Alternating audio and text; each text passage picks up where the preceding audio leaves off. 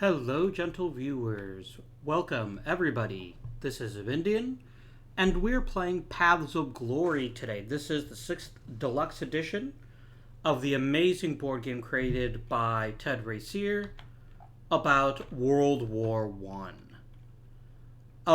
Before we even get started about this game, where does the name of the game come from?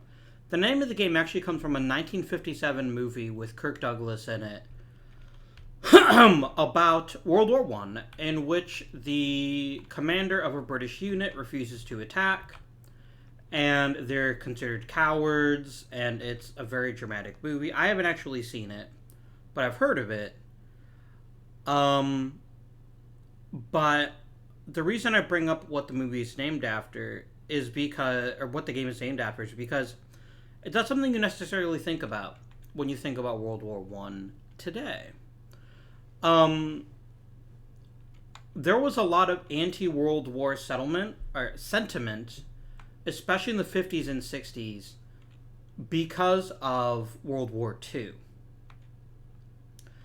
And I know some people consider it somewhat problematic, but I really liked 1917, which just came out a few years ago. It's another great World War One movie. The world needs more World War One movies, in my opinion, because it's such an interesting war. There's a lot of really fantastic books about it. Let me go ahead and plug Sleepwalkers by Christopher Clark, which is, for my money, the very best account I've ever seen of the opening of World War One. It's really, really, really bloody good. And if you find World War One interesting like I do, it's worth reading. But the reason I bring up all of this media about World War One, All Quiet on the Western Front, another classic example of a movie that's actually anti-war about World War One, is that there's very few games about it. And Paradox, for all of their wonderfulness, tried to simulate World War One using Victoria 2, but they didn't quite get there, and I think it deserves its own dedicated video game. But when it comes to board games, it's extremely underrepresented, and part of the reason I think that's true is because of how bloody good this game is. Paths of Glory is quite possibly, let me put it this way, it's my favorite historical war game, and that is not a title I throw around lightly. Because there's some other really entertaining, fun games that I love playing, but this might be the best. It's not hex-based. I don't like hex-based war games. As you'll see throughout this video and the sequels to this, because it's going to take us several videos to finish this game, this game has a fair few rules, but I found hex-based games to just be ridiculous. And I don't enjoy them. Every time I've played them, I haven't really liked them all that much. So, that's that. That's why I love point-to-point war games. I don't like hex games. That's why we're playing this game today. So, what is this game about? This is refighting World War One. It's for 2 players, with 1 player playing all the Central Powers at the game start. That's Germany and Austria-Hungary. Versus the Allied powers, which at the start of the game is France, Great Britain, the Russian Empire, and Serbia. As the game continues, other countries will get involved in the war on one side or the other, and the war will expand and there'll be more interesting things for the players to do. The game ends in one of 3 ways. First of all, it ends at the end of 1919. It also ends when the combined war status reaches 40. Or if somebody gets an automatic victory, which is if the VP marker goes to 20, that's game over. Or if it goes to 0, that's game over when you check war status at the end of each turn. I have played through this game once, and I played about 2/3 of a test game, just to remind myself of the rules and how it worked. And when I did play, I played Central Power. I was able to actually win the game through automatic victory by basically taking most of France and a little bit of Russia. So it can be done. And as we play through the game, I'm going to try to talk at least a little bit about the historical implications of what we're doing. But it's going to be pretty difficult because we're going to find that things will change drastically based on how our game progresses. There are special rules to get Russia out of the war and the U.S. into the war. We'll only talk about those when they become relevant, which may not even be in this first episode. I can't remember when the Zimmerman telegram is allowed to be played. I think combined war stats has to be like 30. Yeah, here it is. It has to be 30. That's going to take a very long time. And you don't want to rush that too hard because then you might end the game before you're ready. I believe, my dear friends, we are ready to start talking about how the game works. Like many of my favorite war games, it is card-driven. And dice do matter a lot in this game. Dice involve how you actually resolve combat. And a couple of other things. But they matter most only in that circumstance. Otherwise, you can mitigate everything using these cards. And every card can be played one of 4 ways. The first is as the event is stated. So if I have this limited war British reinforcements card and I played it, I would game the 4th Army in London, and I would get 1 corps in my reserve box up here. Then I'd remove it from the game because this little asterisk here, and we'd be finished. The second use for every card in the game is to use as ops, which is the big number in the top left. Ops is used to activate a specific space. Space are activated either for movement or for combat, not for both, and then you act accordingly. The third thing you can use every card in the game for is you can use it for a strategic redeployment. This lets you move units very, very quickly, and is how you get reserves out of the reserve box. Very, very important to have cards like that as well. Fourth and finally, you see this bit down here at the bottom. These are called replenishment points. These are used to restore damaged units or units that have been eliminated as a result of being out of supply or as a result of simply defeat in combat. So every card has 4 possibilities. There's one other thing I want to bring up here, which is war status. If you see this number 1 here near the Hoffman card, the number 1 here means your war status increases. And war status matters. Once you get to, your side gets a war status of 4, you unlock your limited war cards, which are more powerful and include some of the better cards in the game, including bringing in some of the neutral countries, which is a very big deal. When you get to 11, you get to Total War, and then you get to add your Total War cards into the deck. We are playing with the optional cards. I've already set up the Mobilization era decks for us. But there's a certain incentive to push on that track for that specific reason, to try to get these better cards in your deck. Every turn the Central Powers start, each side will always play 6 cards. We are playing with the optional rules. We're basically playing the deluxe version of the rules. Most importantly, we get 8 cards in our hand, and you only ever play 6. And there's one other fairly minor thing that'll come up, which I think is... The board itself is actually a little bit different. If you buy this version of the game, there's actually 2 sides to the board.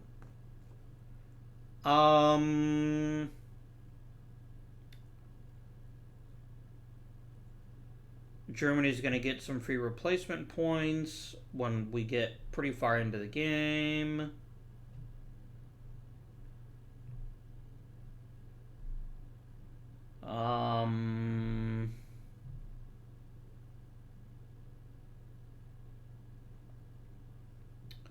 There's some pretty minor stuff here.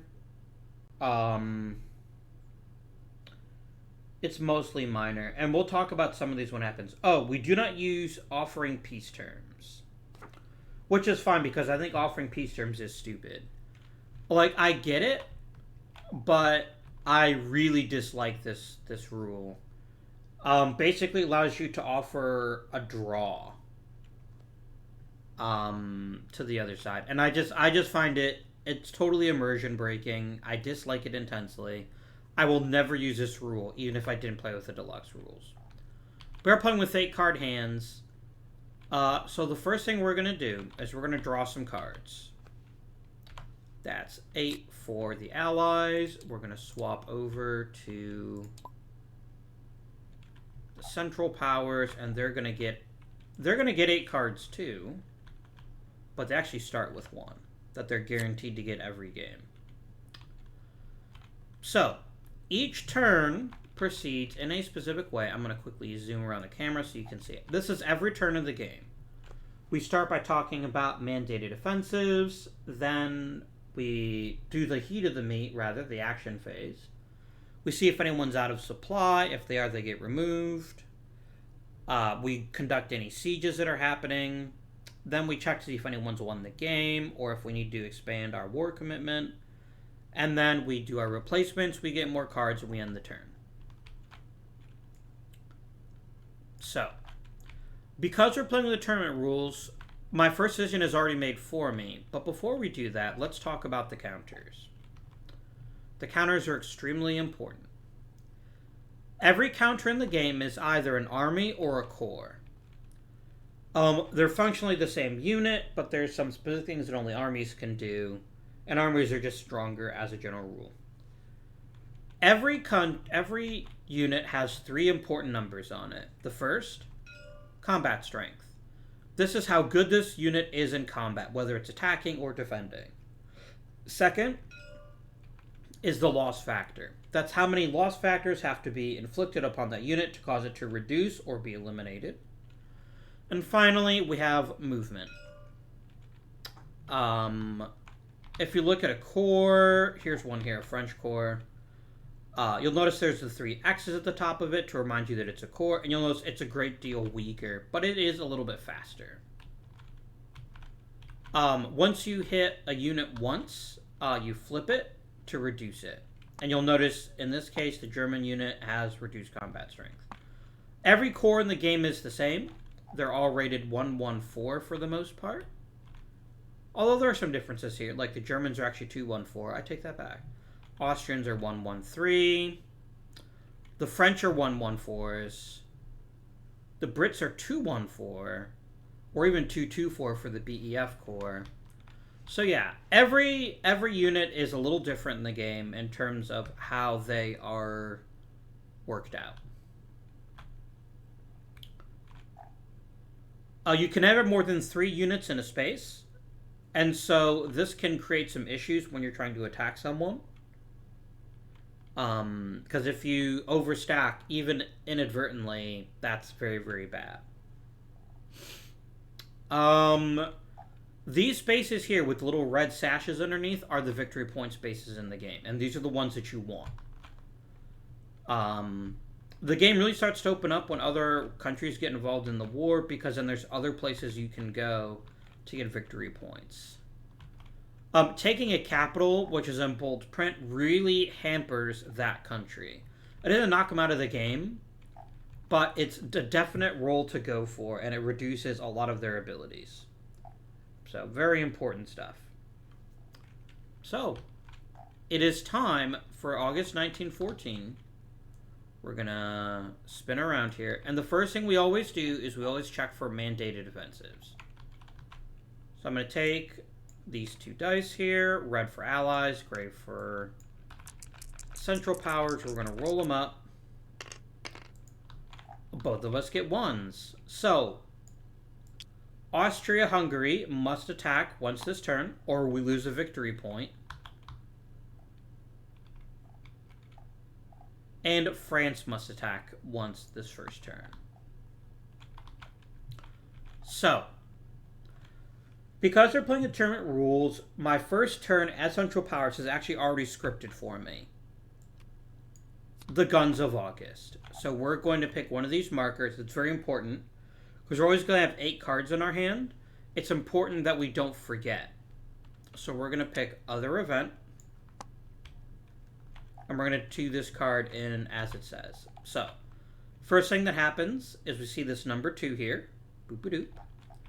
The Central Powers war status is now at 2. As is the combined war status.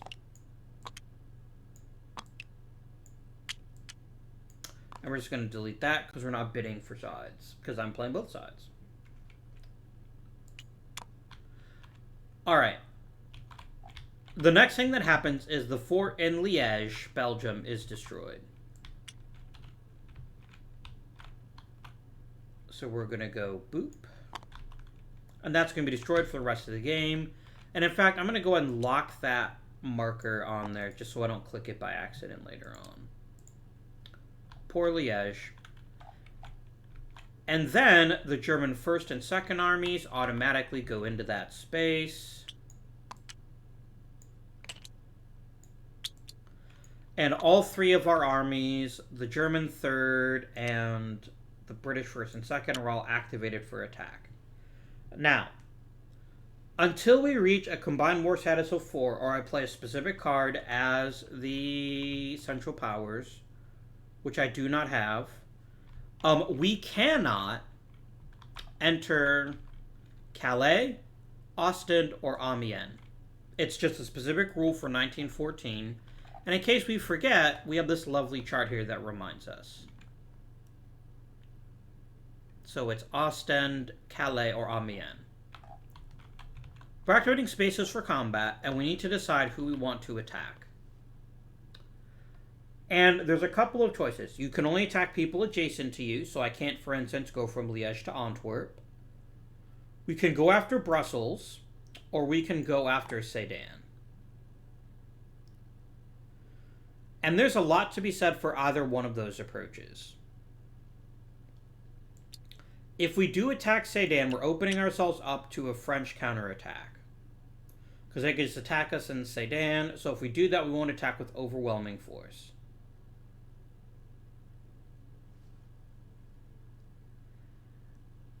There is a certain desire to hit Brussels instead, but I think we can do it after we attack Sedan. So let's make this overwhelming.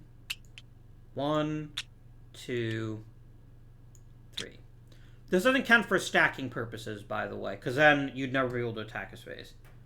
But you can only have 3 units after the movement is done in a given space. So I'm actually contradicting what I said earlier. Sorry. You attack with 6 armies, as long as you got somewhere to put them all after that's done. The other important thing to remember is that just because you attack with a bunch of armies doesn't mean you need to move with all of them. I believe that's true. Let me make sure that I'm not actually telling you a lie. That's the withdrawal card. Advance. Yeah, they may advance. So they don't have to advance.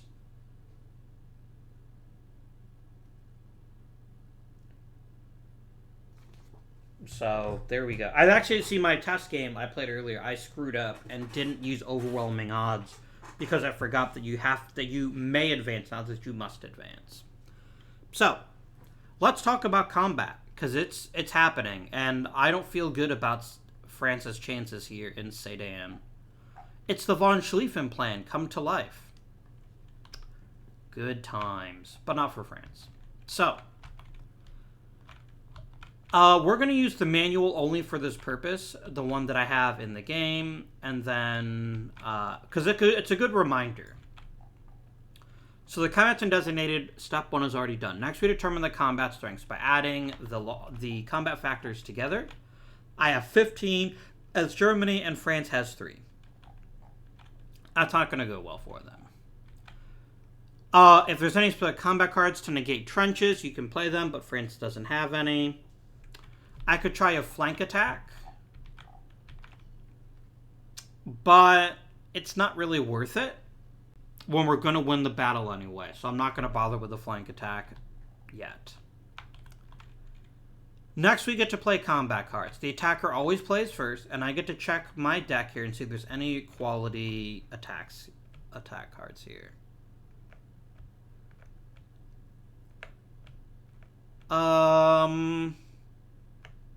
That's a handy one. But I'm not defending, so that doesn't really matter. Okay. So now we're going to check the allies and see if the allies want to play any combat cards. I don't think they have any either, though. They have one for Russians, which is quite good. Oh, well. Yeah, it looks like nobody has a good answer to that. So no one has any combat cards they want to play. So the DRM is going to be flat. That doesn't change. Next, we determine the fire column. So, if any of the units on your side are armies, use the army fire table. Otherwise, use the core fire table. So in this case, I have a 15 as Germany, and I'm going to roll my die. I get a 5. So I've inflicted a loss factor of 7, which is pretty brutal. France has one of 3. They still get to roll their die, though. And they did get a 6. So they made it bloody. I am going to take some casualties. So, I inflicted 7 loss factors, which means that I win. And normally I would care about retreats, but I can't because I got 7 as a loss factor. It would be 1 to reduce it. This actually removed from the game. Well, it's defeated for right now. So we just sand blasted the French army out of the way. And I did take some casualties. And then I can advance 1 space. So 2 of these armies are going to go into Sedan, and the other one is going to remain in... No, screw it, I'm going to put all of them in Sedan. I don't see any reason to hold back. Once an army is eliminated, you replace it with a core. I just need to remember where you put the core. Loss is always done at the same time here.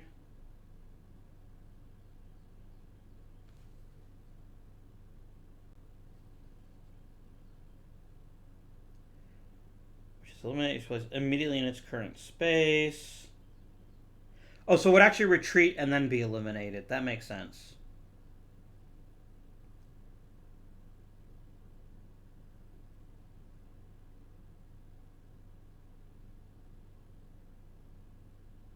Yeah. But I think if all the units are eliminated, doesn't that mean it can't actually be replaced? Okay, it's immediately replaced. Oh no, then the core would make the retreat. So yeah, that's fine. The core has to retreat up to 2 spaces because I won the battle by more than 2 loss factor. He was in Sedan. He's going to go 1, 2, back into Paris. So, the Central Powers gain a victory point for taking Sedan, and this card is now removed from the game. Boom. And now it's the Allies' turn.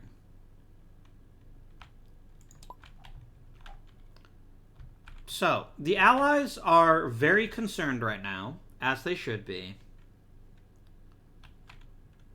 because they're looking mighty weak.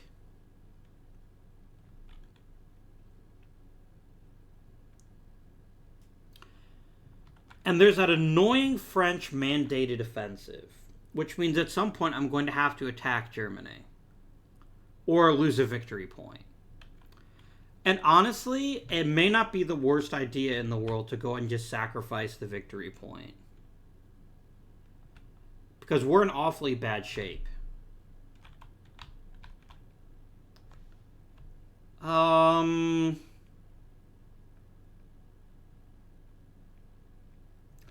This is a very important card.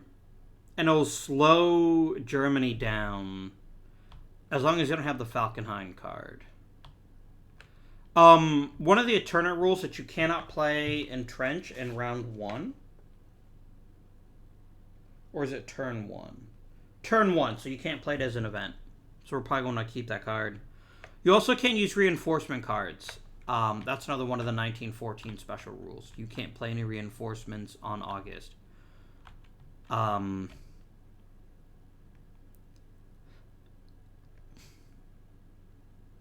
I can play the Rape of Belgium card, which is a nice propaganda victory. It'll regain the victory point and increase our war status, but I really think we have to play Moltke.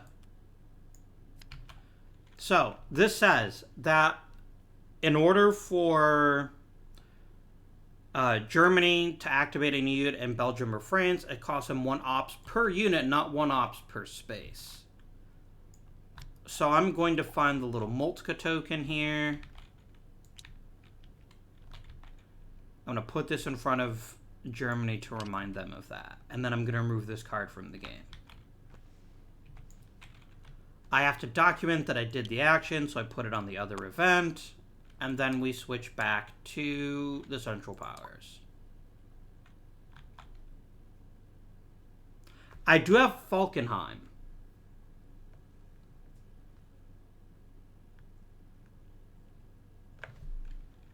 And it does increase my war status to 2. So we're going to do exactly that. Oh, I don't think Moltke affects war status, does it?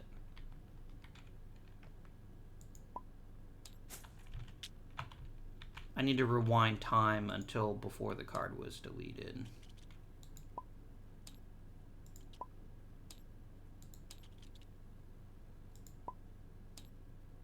There it is. Nope, no war status. Okie dokie. And let me make sure I did mark it. I didn't. Okay. Germany definitely doesn't like that card. And Falkenhayn also gives us a pretty big bonus. So in case you're not sure who these people are, Moltke was the chief of the German General Staff in the early days of World War I. He modified the von Schlieffen plan to basically strengthen this part of it along the Maginot Line, but he weakened it. Sorry, it wasn't called the Maginot Line at the time, was it? Yes, it was. And so he took some units away from the wheel that was supposed to punch through and into Paris. He's considered, like, not as good as his uncle. And so they replaced him very early on in the war with Erich von Falkenhayn as their new chief of general staff. And this removes the Moltke token, and it'll let me play Place of Execution later on, and it gives me 2 war score. Not war score. What am I talking about? 2 war status.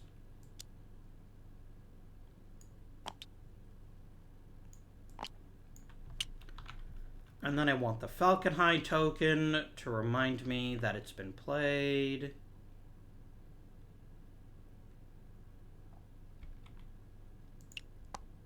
Huh, it must not be here. Oh, there it is. Yep. And I'm just wanting to remind myself that I can play that. There's tokens for every event in the game that's played as an event. It's just not really worth bothering with right now. Alright. The Allies are extremely nervous, and maybe it's time to start getting active on the Eastern Front.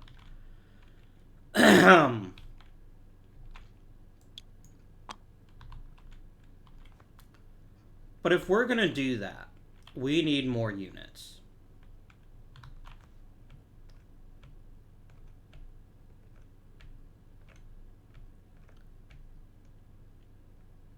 Or I could just play Mobilization. There's a lot of value to playing that card.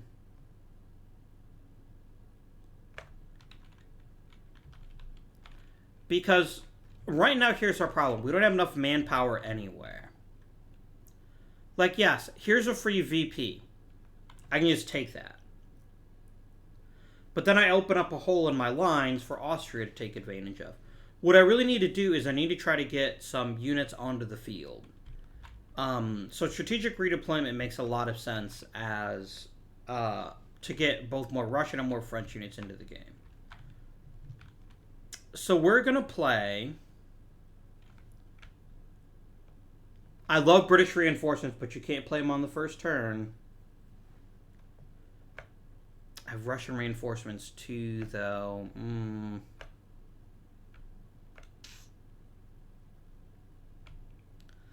And I can't play Trench at all as an event for the first turn. I'm going to play for Strategic Redeployment. I don't want to do it, but at least this way it's not removed from the game.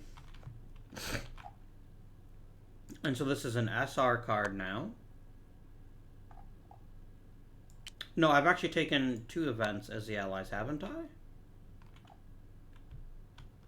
No, I haven't. Yeah, right. Because the first thing I did was play Moltke. Strategic Redeployment. I used the smaller number, which is 4. That's enough for 4 corps or 1 army. So we're going to get some reinforcements on the board. And they can go with any unit that already has a unit of that nationality. So we're going to add a French corps to Verdun.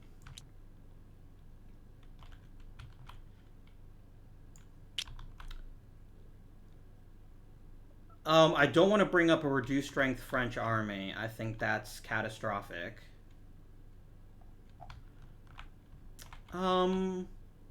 Actually, it is for strategic redeployment to move an army at all, or just to take it out of the box. Yeah, it is 4. Okay. Fair enough. That's 1 new French corps, and I definitely want some Russian corps out on the board here, so we can start trying to make an attack.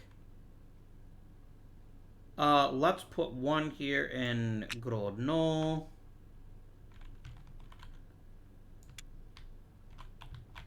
One in Kovno. 1 in Riga. Not Riga, I'm sorry, Javli.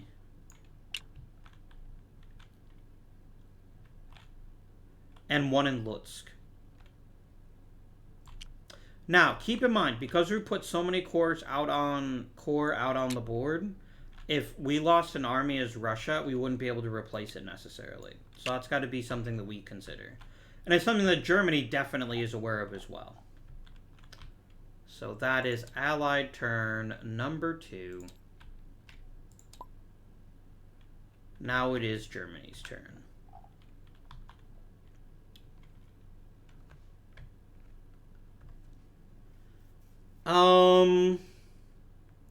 I don't need to play Oberost because I'm already at Wall 4, which means I can actually attack Russian forts now.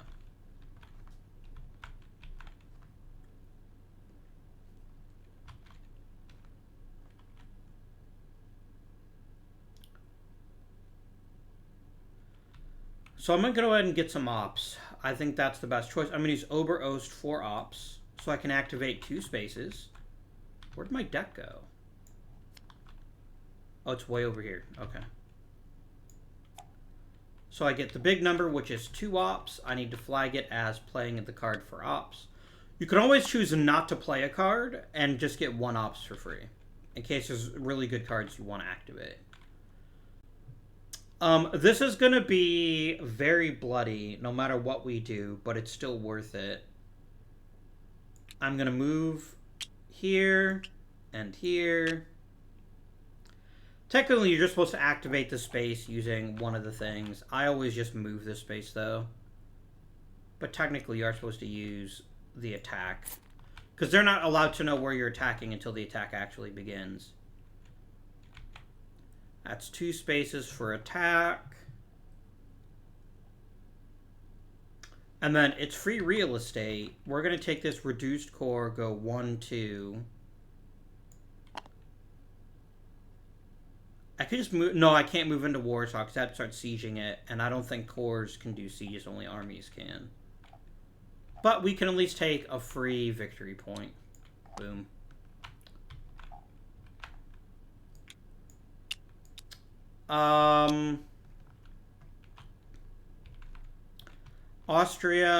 Germany is the aggressor. Both sides have a factor of 3, which means DRM could be extremely important. Now, some powers can decide which attack happens first, and they're going to decide that the Ivan Gorod attack happens first.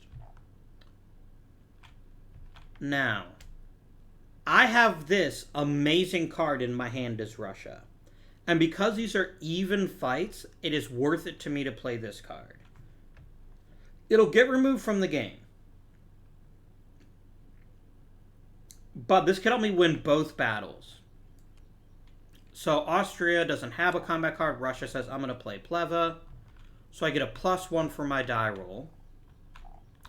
Which Austria's not too keen on, but they'll live. So each side has a 3 on the army table. I don't know why I'm doing this on the Allied side. That's bad luck. You on the Central Power side. And remember, Russia gets a +1 to their die roll. They're hoping they win this first fight. If they do, they get to keep their card and use it again for the rest of the turn. So they're gonna go boop-a-doop, boop, boop, boop, boop, doop. Oh dear. So they got a 4, which is 3, but Central Power's got a 6. They won the battle, so this card goes away. And basically each side reduces 1 step.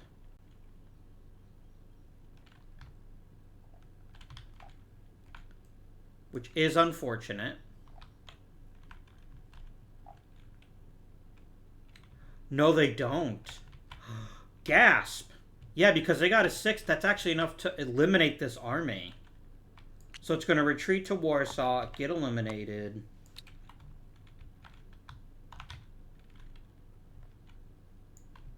And then immediately they replace it with their last corps. So what this means is, if there is a they only retreat 1 space, by the way, because the difference is only 1. If we eliminate this army too, it's gone from the game and can never be restored. That's a very big deal. Very, very big deal. This fort is now considered besieged. Oh, sorry. They did still take casualties, so they get flipped.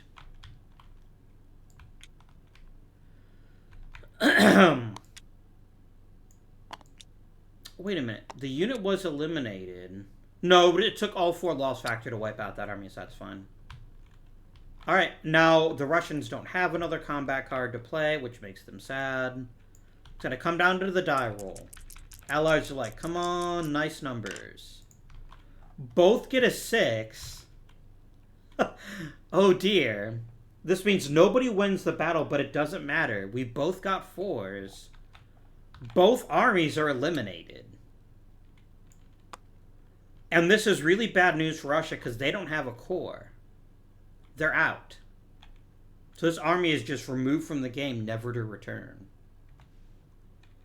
Whereas the Austrian army stays where it was, but it gets replaced by a corps.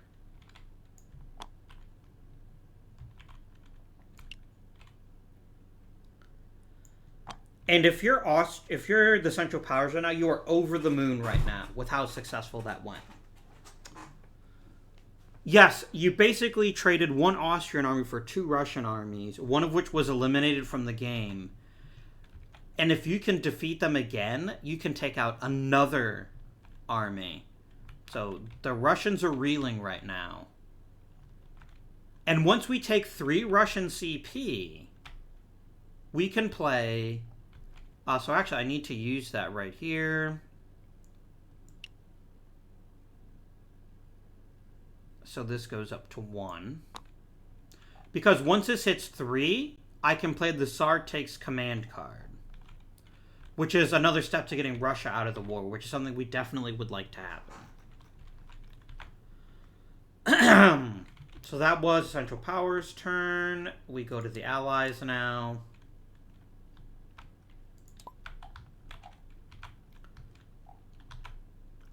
At this point, Russia is basically fuck.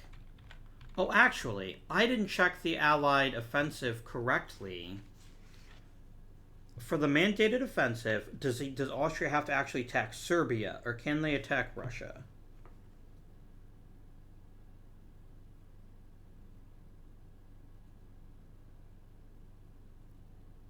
Any unit. Perfect. So then we've actually completed our mandated offensive, and we go boop. Oops, wrong side. Boop.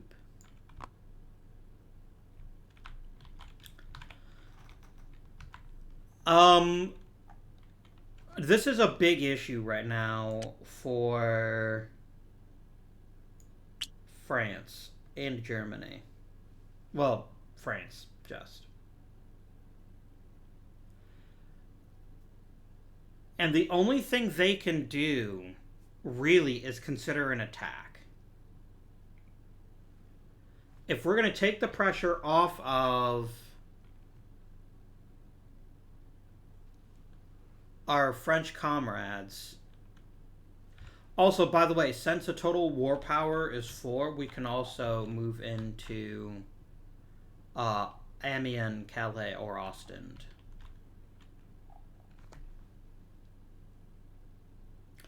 I think we need to do some ops, and I think we need to use these ops very carefully.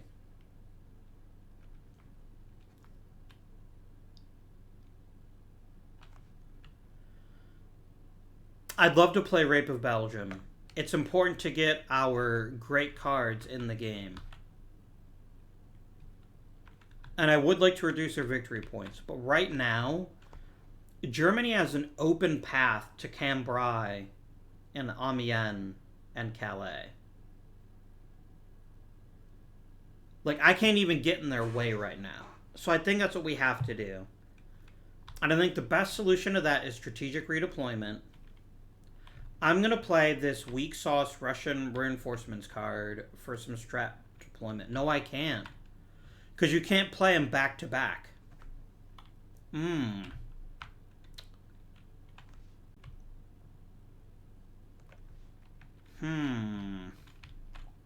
We've got a lot of understrength French units, so we don't have that many understrength Russian units. I don't think it makes sense to worry about RPs this turn.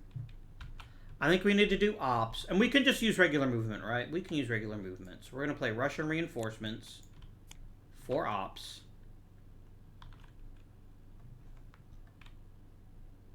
Oh, we do want to bring these 2 armies back, though. Alright. I'll have to think about that later on. Right. So I'm going to activate this space, Bar-le-Duc for movement. I'm going to move this army up into Nancy. Activate Paris for movement. No, not activate Paris for movement. Activate Antwerp for movement. Get the Belgian army in as Brussels. Important fact, if the British are stacked with any other allied power besides France, this only counts as 1 to activate.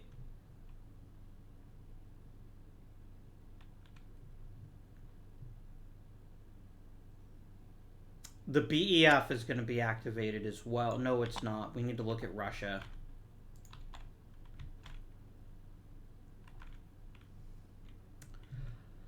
I'm going to take these 2 core, and boom, I just walk right into Lemberg, and I gain a VP for the Allies.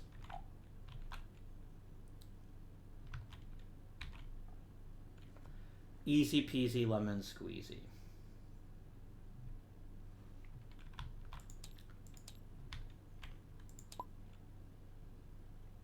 Now, at this point of the game, the Central Powers are salivating. They have so many possibilities.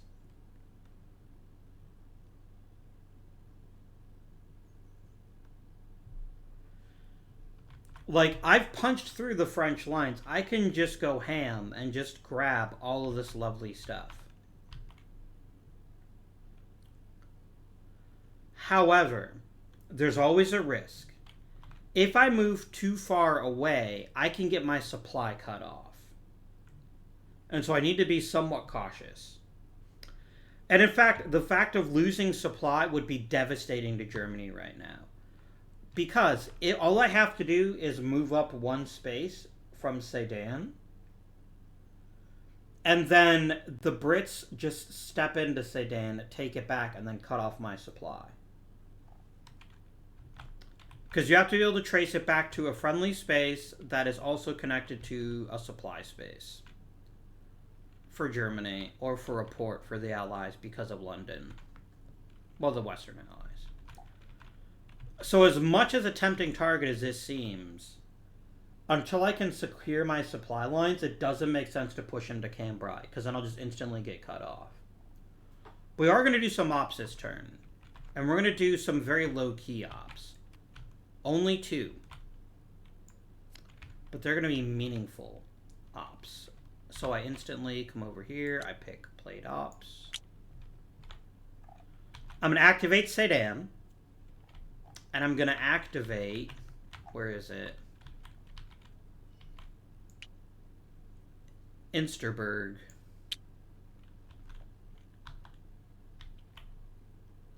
Is that what I want? Yes, that is what I want.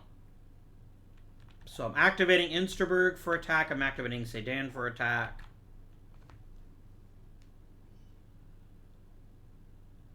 Or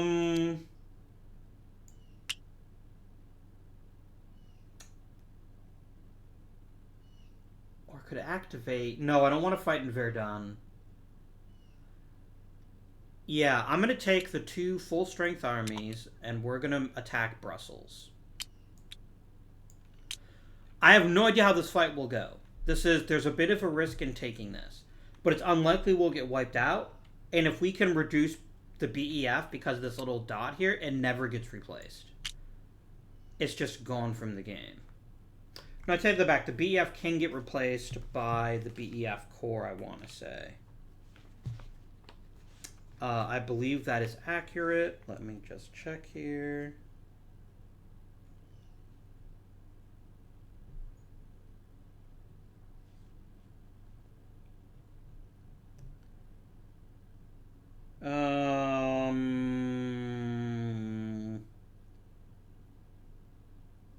No, yeah, it just gets eliminated. So, yeah. That gets activated for attack, and then we're going to attack Kovno over here.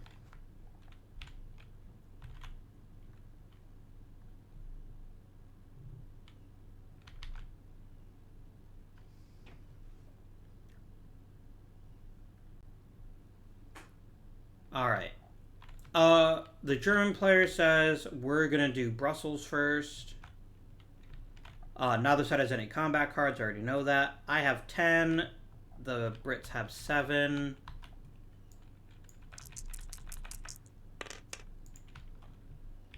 The Allies are going to get a 3. I am going to get a 5, so I win the battle.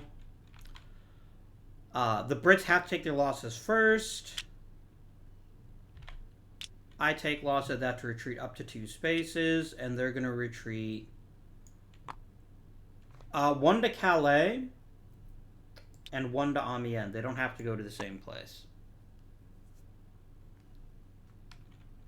And then I can advance to any of the spaces that they abandoned. So we're going to go ahead and put the weaker unit is going to face the BE, the Belgian army, and you're going to advance all the way into Cambrai. So, we're going to grab a Central Powers marker. We're going to put it in Brussels. And we just gained 3 VP. We are a little bit overextended, though. We are a little bit. And so that's something we're going to have to consider later on.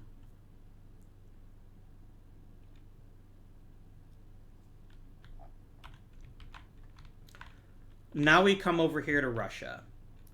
Now this is 7v4. No one has any combat cards. You're just going to roll. The Allies have been rolling like shit this entire game. So Germany had a 7. They have inflicted 4 losses. Russia is on the 4 side. They got a 1. They inflicted 2, so they have to retreat twice. With 4 losses, that's going to be a very hard decision, but it's going to be one Russia takes willingly. They're going to wipe out this corps. Because corps can always come back, right? They can always come back. This army can't. And then they're going to retreat 2 spaces. They're going to go probably 1-2 to come up here to Riga. If they had a 5, they would have wiped out Kovno, but they didn't. Let's see, it was 1, and the Russians had a 5, so they do lose 2. Now, they have to honor it, if they can, and so they're actually going to lose a corps as well. Germany's like, I don't even give a shit. And then this fort is now besieged.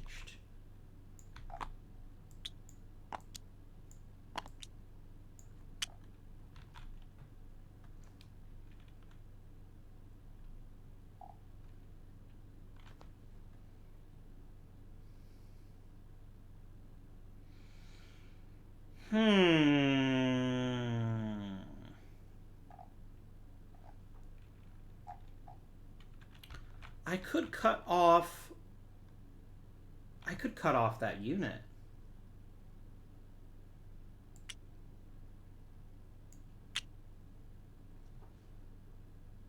I could really cut off that unit. Germany may have overextended themselves here.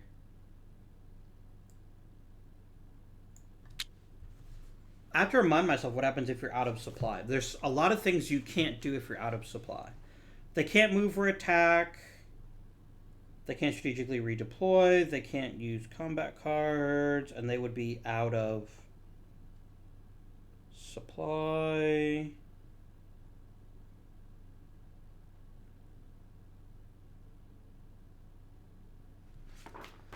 Interesting.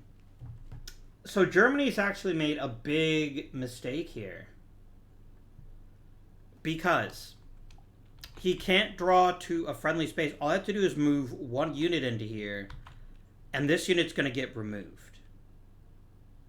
And I believe an OOS army is just removed from the game. And they cannot be replaced. So yeah, Russia fucked up. Or Germany fucked up, and they don't even realize it yet. Ooh.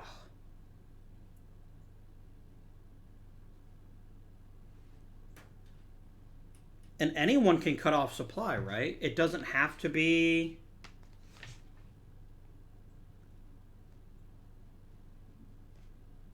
Yeah, anyone can cut off supply. Oh, dear.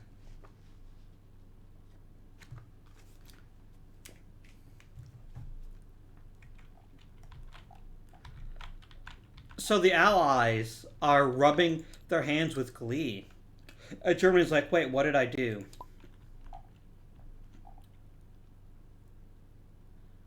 We need to do ops. Because cutting this unit off and removing it from the game would be fucking amazeballs.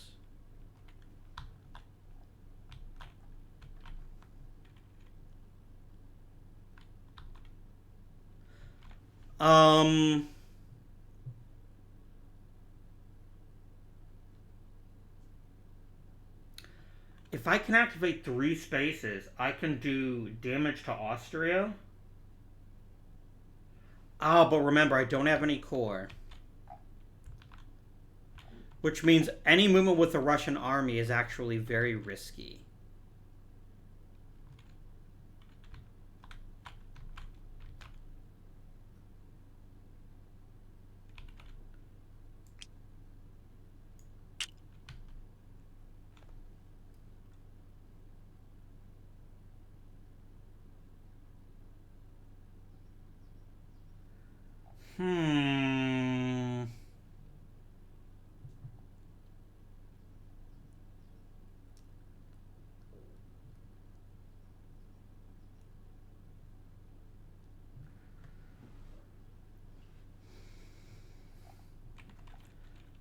Germany's got plenty of core right now. Oh, Liège needs to be flagged as Central Powers occupied.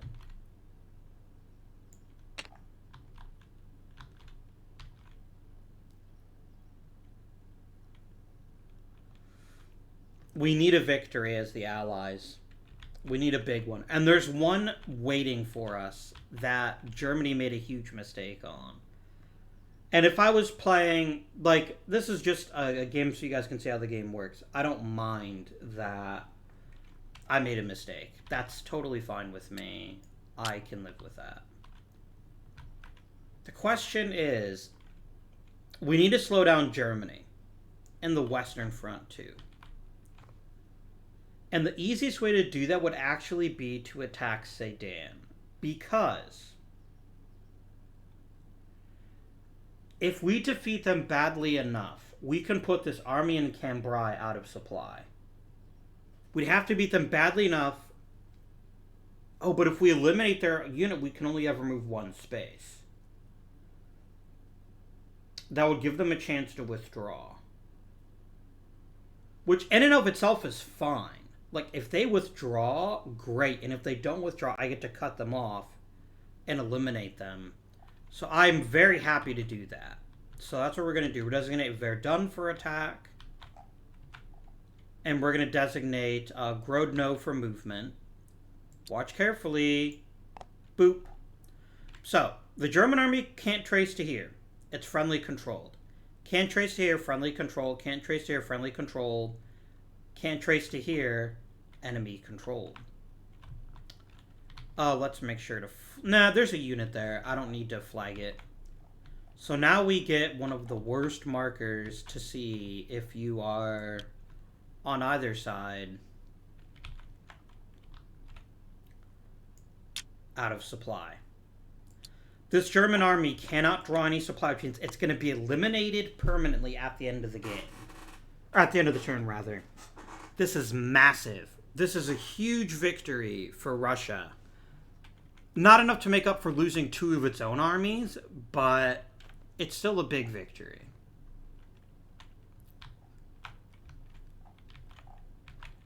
And Verdun. We're going to sell out. We're going to attack with everything to increase our chances of eliminating this German army. Oh no, because it gets replaced with the core. So we actually could get him to retreat twice. Oh my gosh, we could cut off the army in Cambrai. That would be massive if we could pull it off. Let's do it. And Germany is like poop. We're going to end up satisfying our mandated offensive after all, which was never my intention, but I'll take it. So, it is 7v3. And both sides get to fight on the army table.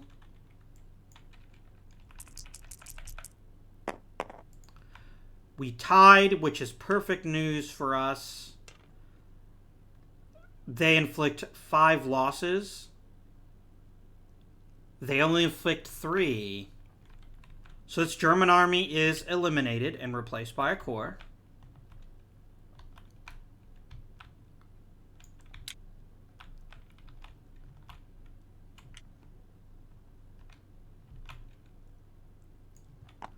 And they have to retreat 2 spaces. They're going to retreat to Ostend.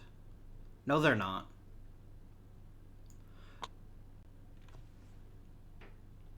One of the armies gets reduced as well.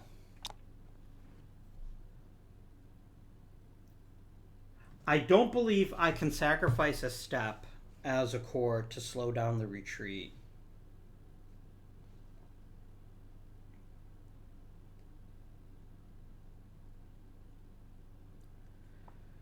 Oh, and only full strength units can advance. I didn't realize that. Interesting. Okay. I don't think I've done that yet. I don't think that's become an issue yet, but maybe it has, and I just haven't realized it. Retreats.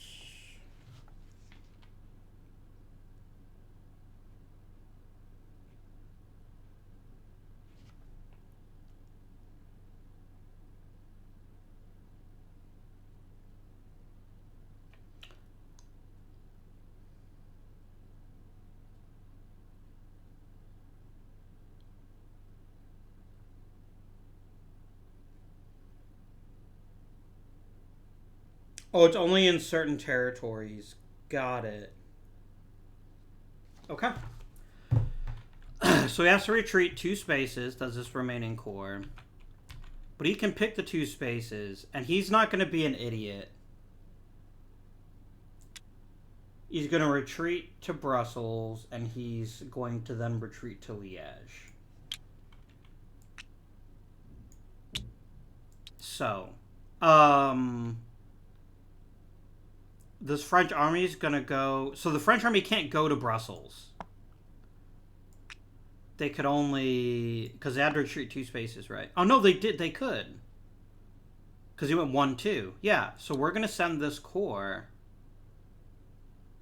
No, so the army's going to go to Brussels, and the corps is going to stay behind in Sedan. And then the reduced strength army has to remain in Verdun. That's 2 VP back to the Allies. And this unit is not out of supply. Because, again, he cannot draw to a friendly controlled space.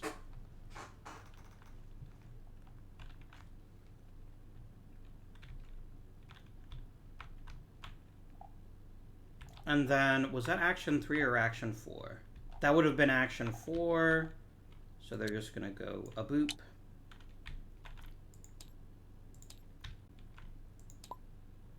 And now it's Germany's turn. They've only got 2 turns left. And right now, they're looking and seeing and saying, we absolutely have to attack Sedan.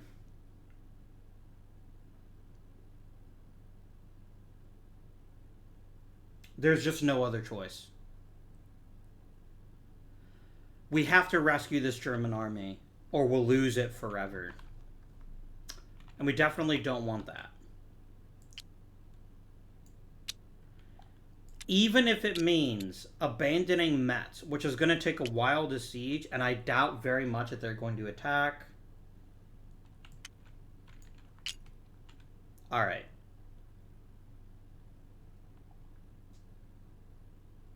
And I can't move this corps out of Liège either, because if I do that, then they can flank us again. So, Germany's got to play some ops. And they're going to pick the weaker of the 2 German reinforcements cards to play for their ops. We're going to activate Metz for attack.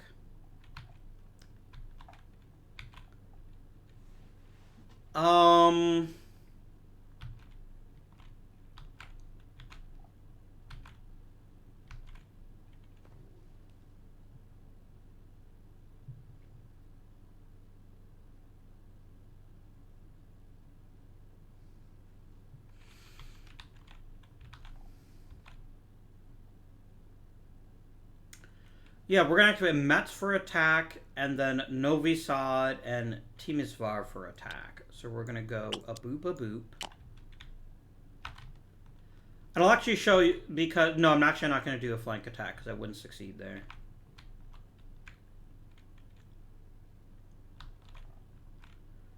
And then I'm just going to send 1 army into Sedan.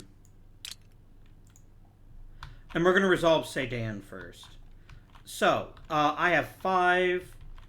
France only has 1. The most they can do is nothing. This wasn't quite the victory it appeared to be. That was wholly unnecessary. This corps is deleted from existence. That's the Central Power side, so it comes over here.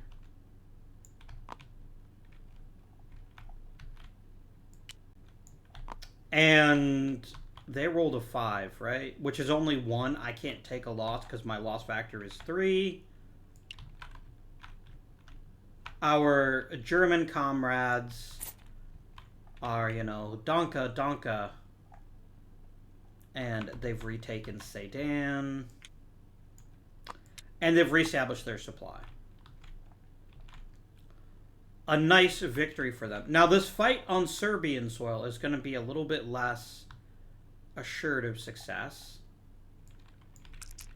That's going to be 4 for Austria, and what for Serbia? 2. And of course, Central Powers win again. So Austria gets a 4 with a 5. That does 4 damage. That is enough to eliminate that army. And then 1 on the army table. That's only 1 loss factor, actually. It is going to reduce a corps, so his corps can't advance. But the army can. And most importantly, Belgrade is...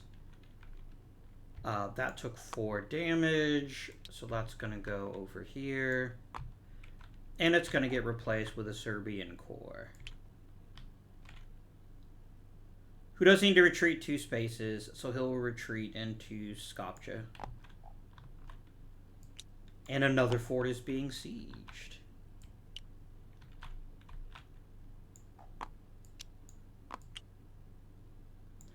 IRL. It took a very long time for Austria to defeat Serbia. So it's a little interesting to see that we're a bit more aggressive here.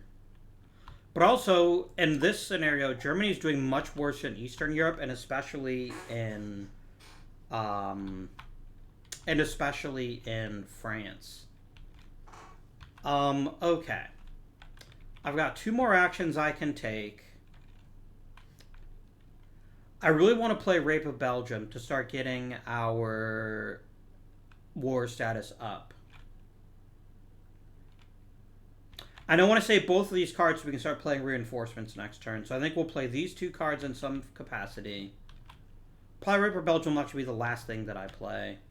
So I'm going to play Paris Taxis, but I'm not sure for what yet. Strategic redeployment makes a lot of sense, but frankly, so does a potential attack.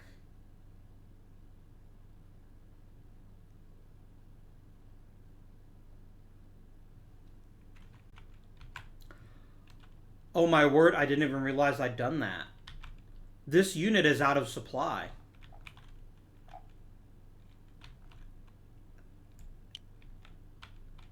Yeah, because Antwerp still belongs to the Allies. It was never taken. So that unit's actually out of supply.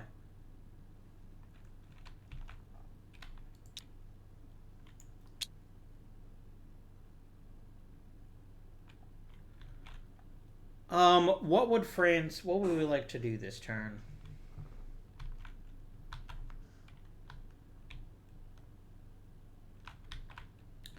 You know what actually wouldn't be a terrible idea? Going ahead and doing some replenishment points.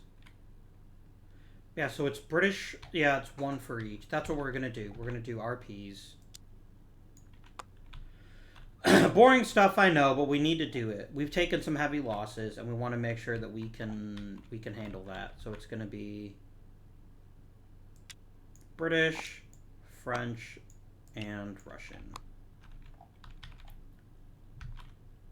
Because getting a Russian army back onto the field, or this French army back, will be very important for next turn. And then Germany is going to take their last action.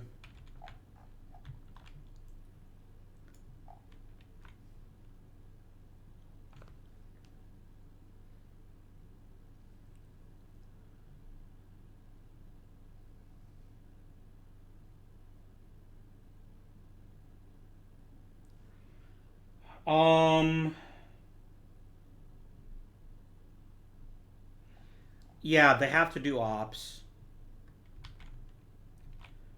I love this card, but we're not going to play it. We're going to play it for ops.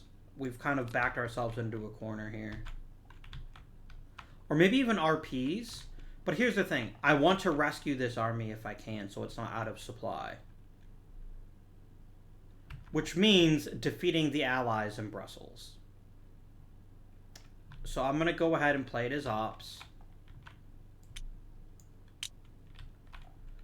And I'm going to activate 2 spaces for attack. I'm going to activate Sedan and Liège.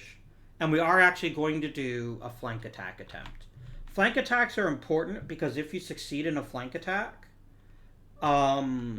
you deliver losses to them before they do any losses to you.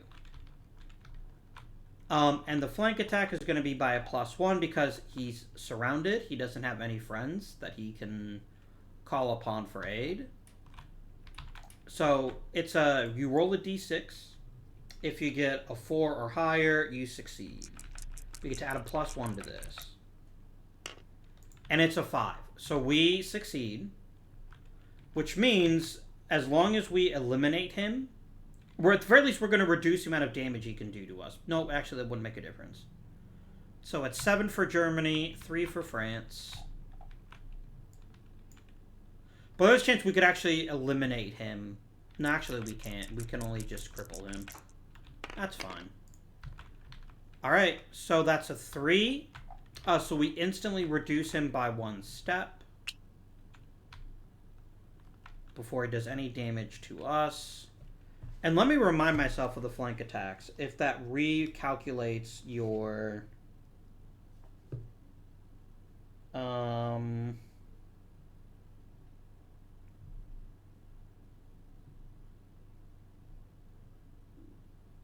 So yeah, the fire is actually affected by the loss that he took. So normally he would get to hit me back with a 3, but now only gets to hit me back with a 2. Which is only 1. Which means I do have to reduce my core, sadly. But the army from Sedan can now push into Brussels. I should have removed that thing, but I forgot to do it. And he's going to retreat to Antwerp. Because it's the only place he can legally retreat to. Actually, if you can't legally retreat 2 spaces, what happens? Because he's supposed to retreat 2 spaces.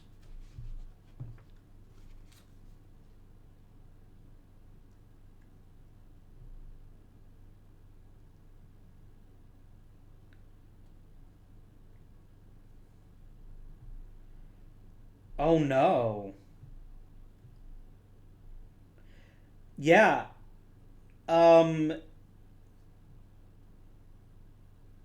They cannot do a full retreat.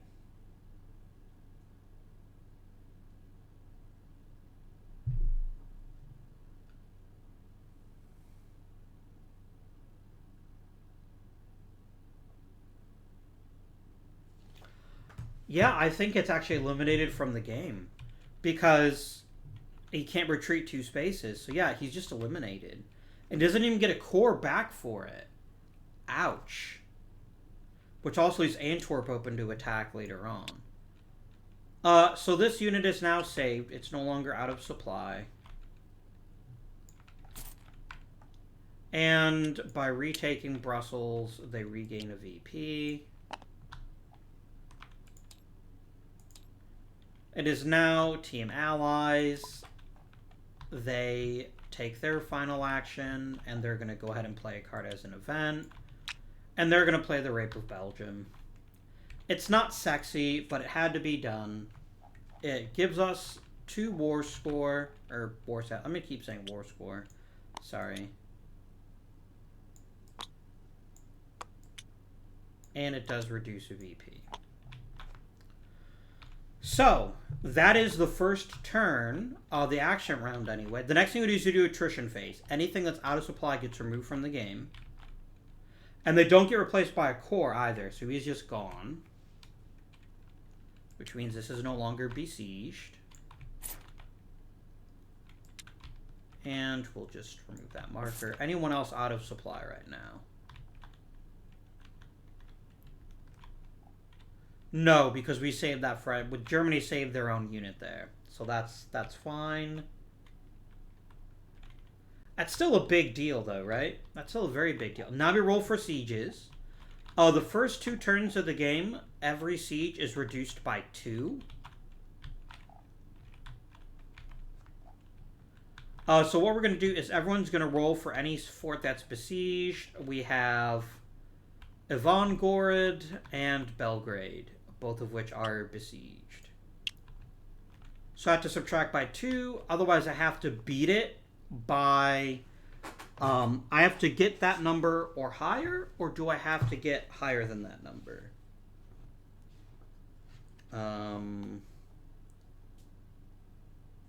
Siege resolution. It must be greater. Okay.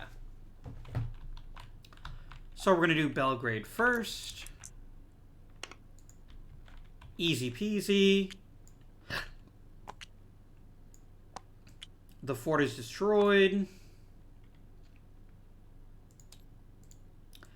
And that's a victory point for Team Central Powers. Also known as Belgrade as a supply source. However, I believe Serbian units are never out of supply. But maybe they are. Let me take a look. I think there's a specific rule for Serbia which says that they're never out of supply. Yeah, they're always in supply in Serbia. Which is good, because otherwise they wouldn't have supply. So as long as they remain in Serbia, they count as being in supply, which also includes this Montenegrin core. But they would be out of supply if they left, so they're just going to hang out there. And then we've got to roll again for Ivangorod, although... No, actually, this unit could not have advanced. You go back to Tarnov, because you were reduced strength. Actually, that siege didn't happen. I knew something like that had happened. So yeah, they just kind of hang out. Oh well. That's still a good turn for the Central Powers. Next thing we do... check war status. Very important. Germany has attained limited war. So we're going to take their limited war cards and give them to them. So that's 1, 2, 3, 4. Their discard pile is also shuffled back in. So all of this gets shuffled.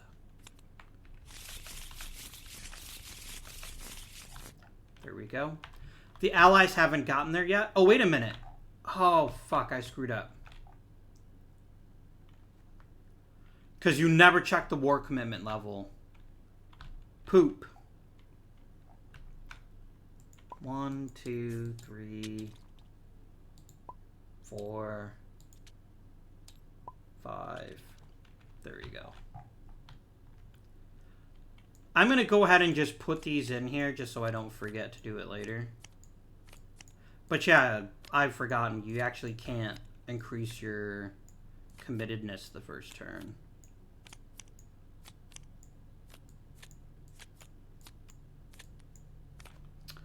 Alright. So the last thing that we're going to do is replacements. The Central Powers don't have any, so only the Allies get to do this. And where is the chart? Here it is. So you can recreate an eliminated army for 1 point. So we're going to do exactly that. And when you recreate an army, I believe it always goes to your capital. Because it never goes into... Yeah, they're placed as if they were a reinforcement. Oh. Which means they can go anywhere that has...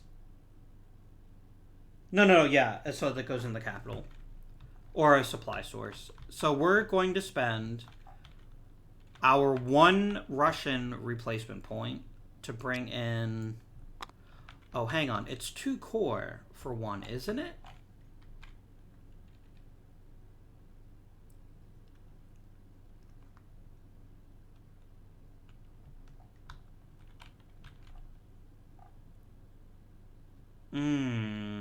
No, we're going to go ahead and bring in the Russian army. And we're going to put it in Petrograd. And then the Brits can't actually use their point. Because they can only use it for themselves. They can't use it for the Allies. I think. It wouldn't matter anyway. So yeah, the Brits just lose it. And then the French spend 1 point. I think they'd very much like to reinforce this army in Verdun. I think that's more... No, actually, I think it is still more valuable for them to put and to put their French army in Paris. Yeah, that's what they're going to do. Replacement phase is done. Next, we draw our strategy cards. We always draw up to 8, so I draw 6 as the allies. As essential powers, I'm going to go ahead and draw 6 as well. And then we advance the turn marker. And we have just completed the first turn of the game, which means at the end of this turn, the essential powers will go into limited war. However, just checking here. Yeah, okay. Let's do one more turn this episode. And then we will go from there. If this next turn is really fast, which it might be, then we will act accordingly. Because this is a long game, obviously. It generally takes between 2 to 3 hours to play the full game. I'm not even bothering with the scenarios, by the way. For me, it's go big or go home. The next thing we do is we roll for mandatory offensives. Allies get a 2, which means France has to attack.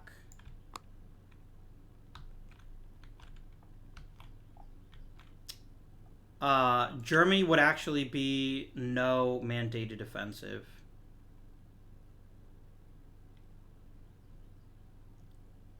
So there we go. Germany doesn't have to do a mandated. Central Powers don't have to do a mandated offensive this turn if they don't want to. All right. What would Germany like to do?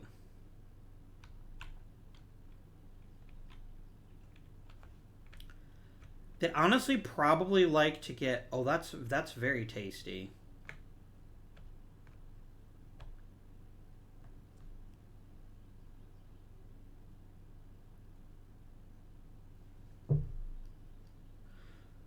Sud Army has actually already been wiped out once I played Moltke.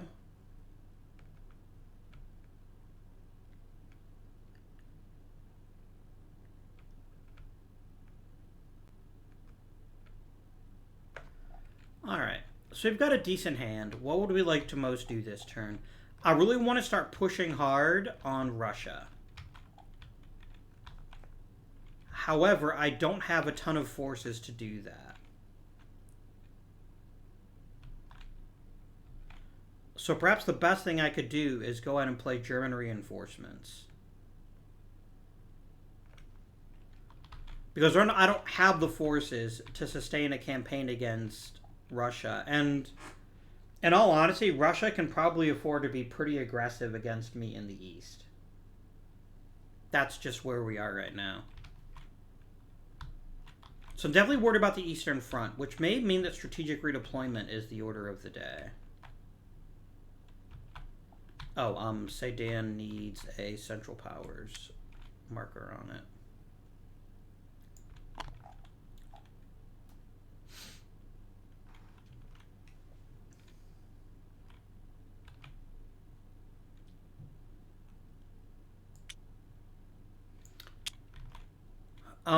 France could just instantly take Sedan if they abandoned Verdun, which would be pretty crazy.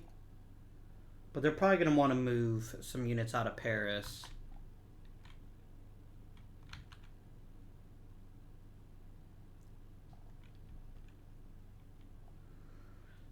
What would I like to do as the Central Powers this turn? I could keep pressuring on Serbia.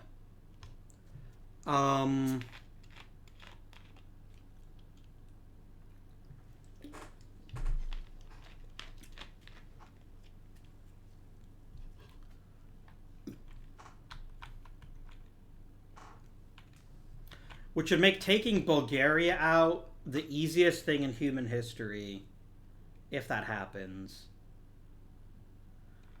Two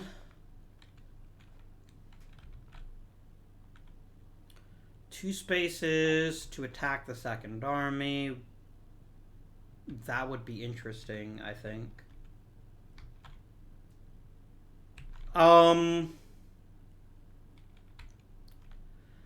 I keep running into the same question, which is where am I going to get the forces to actually make a difference?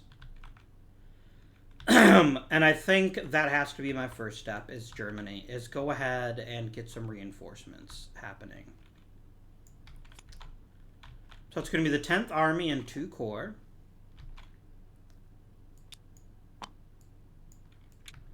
Corps always go to the reserve box.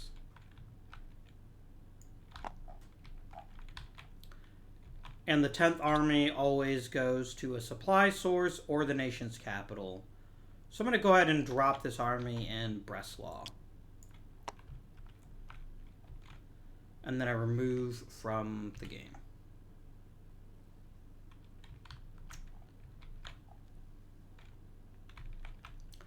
And then I can't do another German reinforcement turn this turn, but I don't have one, so I'm not that worried about it.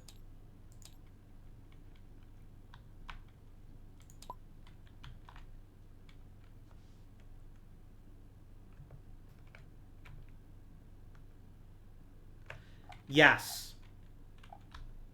Blockade. I subtract 1 VP at the end of every winter turn, but most importantly, it's 2 war status, meaning that the Allies will go into limited war at the end of this turn as well. There's a blockade marker here.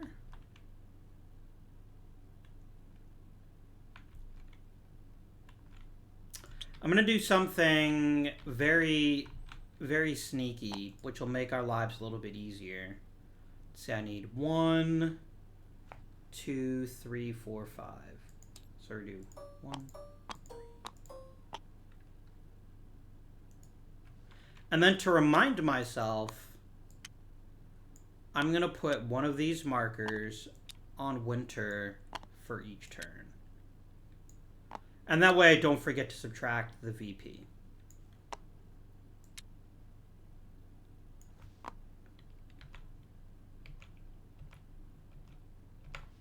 There we go. Brilliant card. Excellent play for the Allies. And we switch back to Germany. Germany wants to keep building up for an attack on their opponents.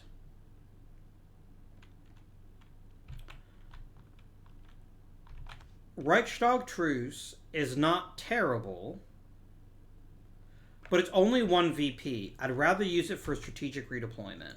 So that's exactly what we're going to do.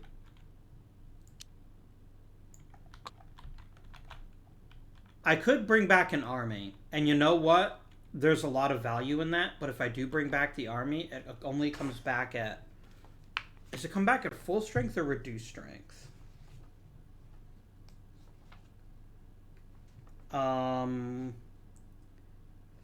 Yeah.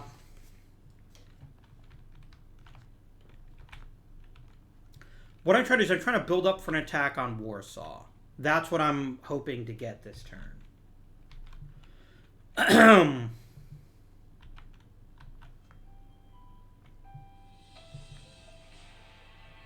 Go away, scammer. Nobody likes you. I could pull out a Mulhouse. But yeah, we want to do strategic redeployment. I'd honestly rather have 4 corps than 1 army right now.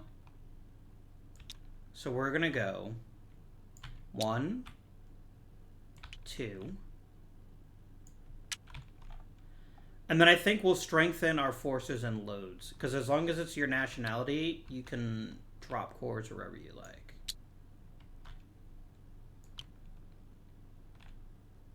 Boom. Now all of a sudden I've got a much more ferocious Eastern Front force. And Russia still doesn't have any corps. Which means any losses they take to their army is going to be very, very bad for them.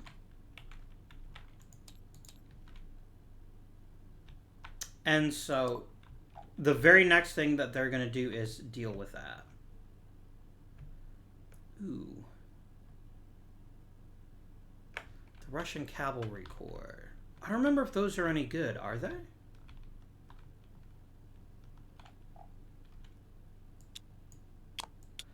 Oh, they're just really fast regular corps. Meh. I'd rather have an army and some corps. So we're going to go ahead and play Russian reinforcements. I'm going to remove this from the game. They get the 11th Army and only one corps.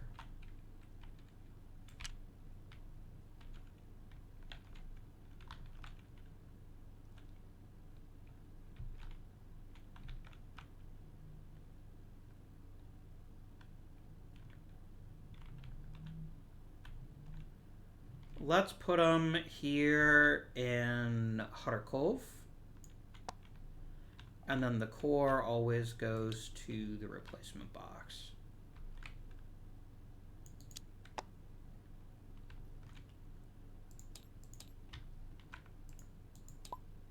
Remember, Germany doesn't have a mandated offensive. I can choose to attack nothing this turn, but that will be a very boring turn. Can use this for...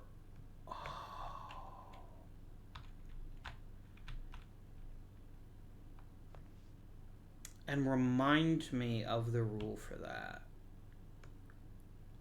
Oh, that's so good. Being able to reinforce 2 armies instantaneously would very much be very welcome right now. So we're going to play Landwehr, as the card says, as the event. So that's 2 free RPs. That is lovely. And if I remember correctly, it's only 1 to make an army full strength. So they're going to go a boop and a boop.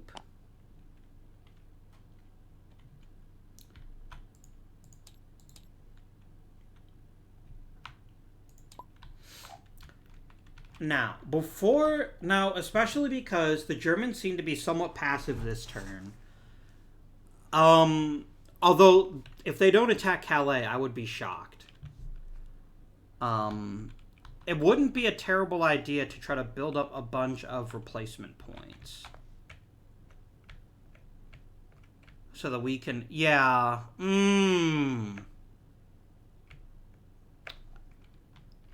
Is just getting 10th Army worth it? I don't think it is. I'm going to go ahead and play this for RP.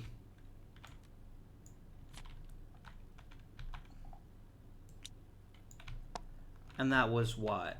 2 Russian, 1 British, 1 French.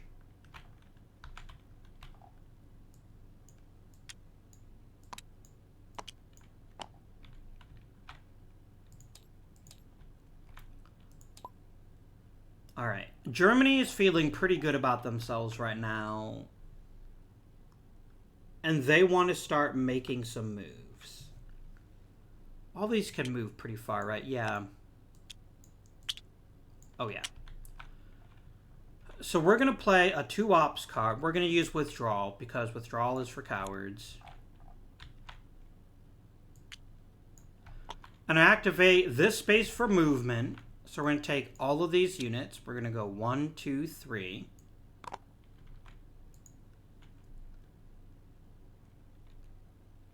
Because we're going to try to make a massive push on Warsaw this turn. And then I'm going to activate a space for attack, and I'm going to do the predictable thing and attack Calais.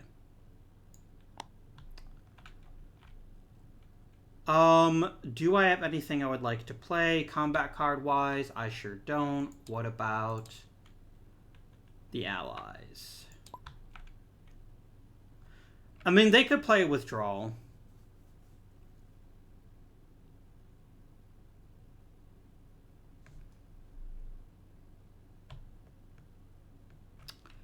Wait, in a mountain space. Well, it's on a mountain space. There's no mountains in Ostend. Or in Calais, rather. They have a nice little Serbian card, which is pretty great. But yeah, other than that, nothing here is all that exciting. Alright. So we're just going to roll to resolve. Roll, roll, roll, roll, roll, roll, roll. Oh, what an interesting result. So, Belgium has a 2. They got a 4. They inflict 2 losses. Not enough to make a difference, sadly. Germany only gets a 1 on a 5. That inflicts 2 losses, which is also not enough to make a difference. So nothing happened. A stalemate. Interesting.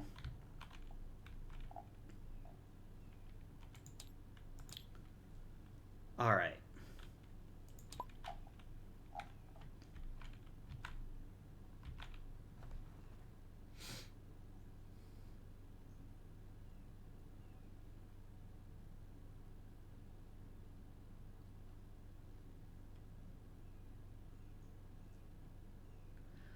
Am I ready to make the big-brained play? I'm not. So here's what I was thinking. We have the French forces just stroll through Sedan and into Koblenz. But then they'll just get crushed by Metz.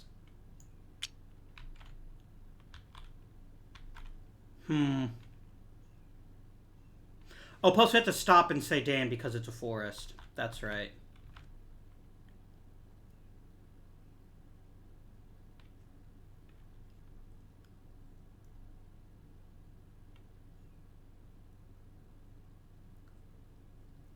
I know what I'm going to do. I'm going to do something a bit risky. But we're going to risk it for the biscuit. If we can do enough damage to that German army in Ostend, we can wipe it out. Because it can only... no, actually it can... yeah. It can retreat 2 spaces. That's not as big a victory as I was hoping. We kind of need more forces. I'm kind of thinking British reinforcements might be the play here. Oh, no, I can't do British reinforcements. Yes, I can. Yeah, another British army would really let us start doing things in France that we can't do right now because we just don't have the manpower. So we're going to do that. We're going to go ahead and play British reinforcements. And that's going to give us 2nd Army and 1 Corps. Oh, hang on. I think there was war status in there, wasn't there? Yes.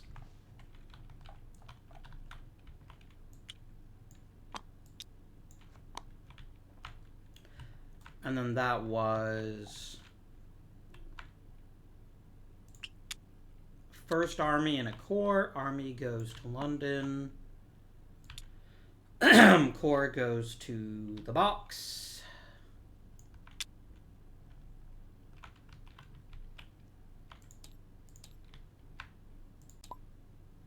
I think we'll definitely play 3 turns in this episode. Just because very little has happened this turn. I could just try attacking Calais again.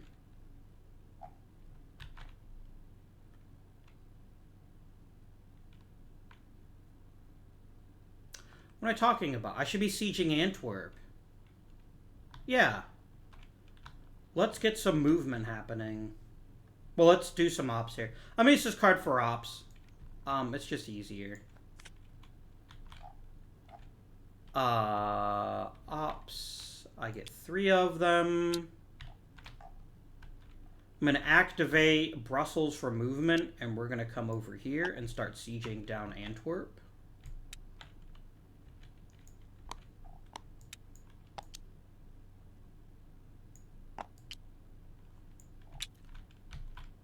That's 1. And then I'm going to attack Warsaw, and it's going to be redonkulous. Like, this is super mega overkill in terms of what we're trying to do here. But I love it all the same. We're going to have such a ridiculous combat factor. Oh, God. Yeah, because it's only May advance. So, we're just going to bum rush this shit. So, I'm not going to play any cards. I'm going to have Russia play any cards because it'd just be wasting the card. There's no way they're going to win that fight. So this is 4, 5, 10, 14 versus 1. On the core firing table, nonetheless. So on the 14, that does 4 damage. That does no damage. So it does 4 damage, which is enough to wipe out the core and destroy Warsaw. Which is what I wanted. You just get placed in the eliminated box. And I'm going to go ahead and move up just the army. And 2 core. 1 from each space. And that's just instantly a destroyed fort. That's what I was hoping for. No lengthy sieges needed.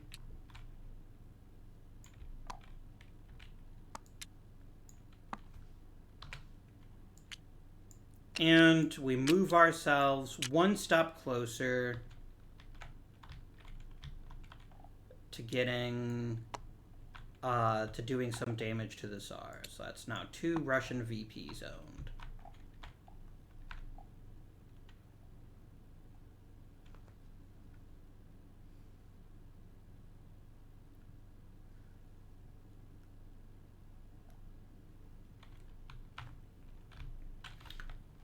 All right. We have a big issue. And I think strategic redeployment is the order of the day.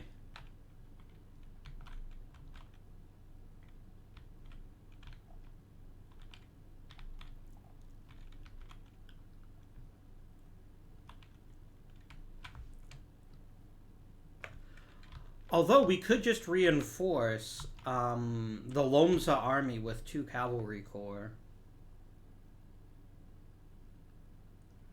It's not the worst idea.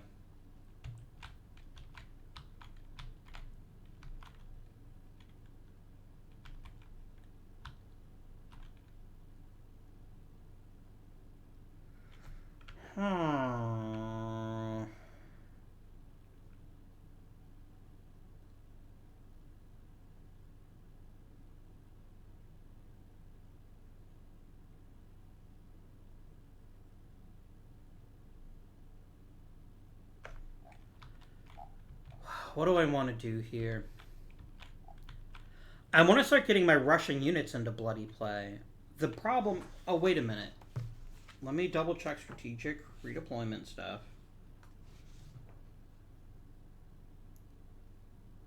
Because I keep forgetting this part.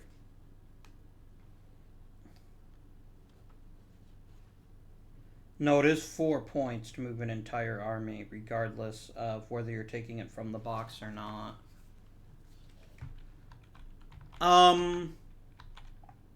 It's got 3 movement. I could just move it all the way up to Dubno.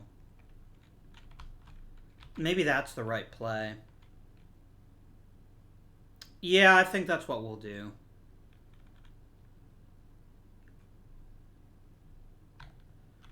Let's just run some ops. So we're going to do withdrawal for ops. Where is my deck? Authorities.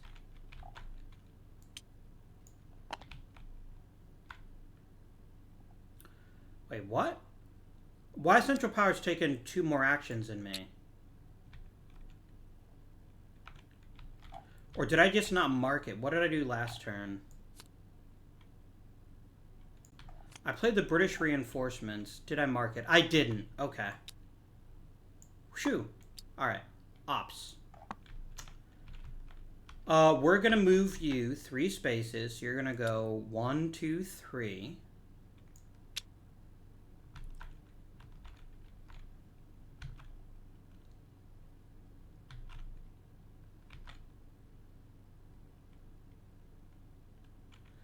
And then I think we're going to build up for an attack on Kernigsburg next turn, or even Danzig. So we're going to go 1, 2, 3. Boom. On the way, we would have taken Memel. So I'm going to quickly mark that with an allied control marker.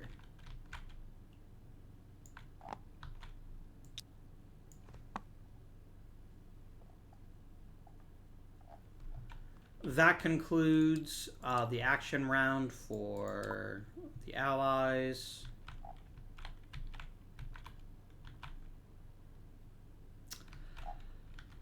Austria-Hungary reinforcements kind of sound nice, but to be honest with you, not much has happened yet.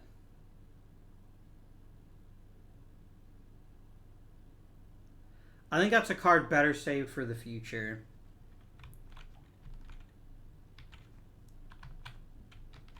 I need another Russian VP to be able to play that one card.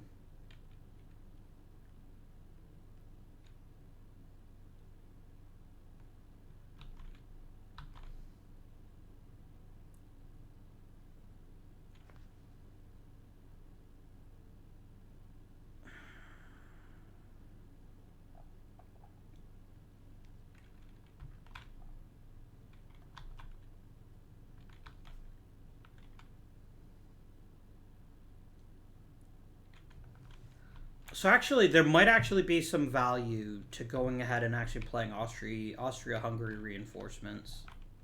Let's do it. That's going to be the 7th Army and 2 Corps. Let's not forget to mark it.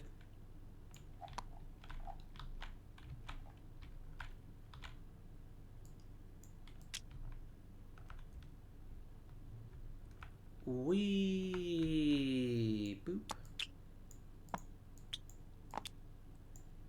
And this goes on either a friendly supply source or the capital. Oh, we're going to put him in Budapest. That makes a lot of sense. Because, yeah, that's kind of where we are right now.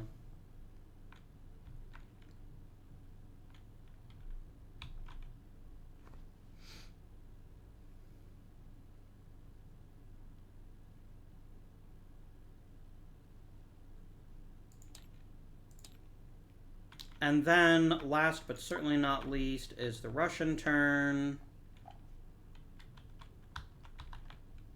I'm going to play Russian Cavalry for Ops. Oh, you know what I could do instead? I could play for RPs. Nah, I've only got 2 understrength armies. I've already got 2 points. We'll play for Ops.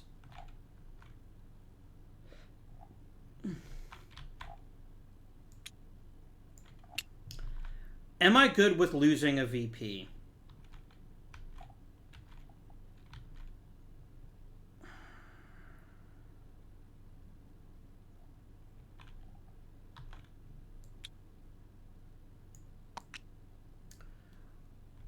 We're going to try something here. An attack on a trench is a really bad idea, though. Like, I could throw 4 units at this to try to bump them off of mats. And I would probably win that attack, in all honesty. But it would leave us somewhat vulnerable. But they've already got 15 VP. I can't afford to give them 1 for free. So I'm going to go ahead and use it for Ops. I'm going to activate Nancy and Verdun. And Paris.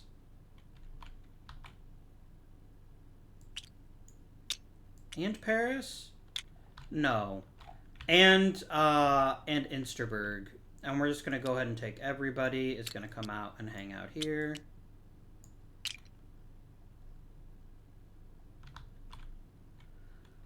And then we're going to take 4 units and we're going to attack Metz. So. I don't have any combat cards I can play. Does Germany... Germany has that Kaiser Troy card. But it's only for... Yeah, they can't play any of those cards. Whoops. Alright.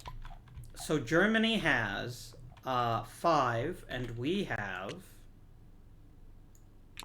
8. However, we are attacking into a space with a trench, which is going to mitigate things a fair bit.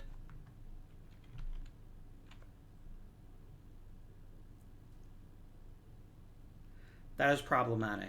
Basically means our offensive power gets pushed to a 5. Theirs gets pushed up to a 9. We could actually lose this fight. No, wait. No, sorry. Ours gets kicked down to a 5. Theirs gets kicked up to the 6, 8. Come on, good rolls. Oh, beautiful. Fuck you in your trenches. So, that is a 6 on the 5. That is 5. How does that work with trenches? Do they get removed?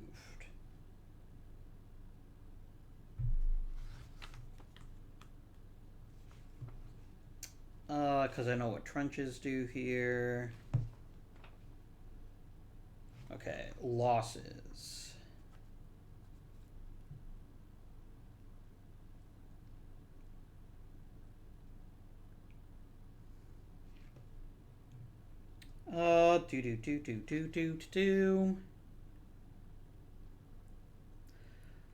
They can ignore the retreat to take an additional loss, but they definitely don't want to do that. What happens when you advance?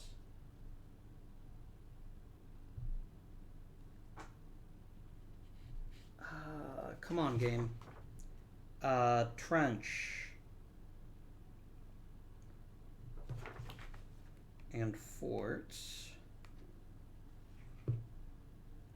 Here we go.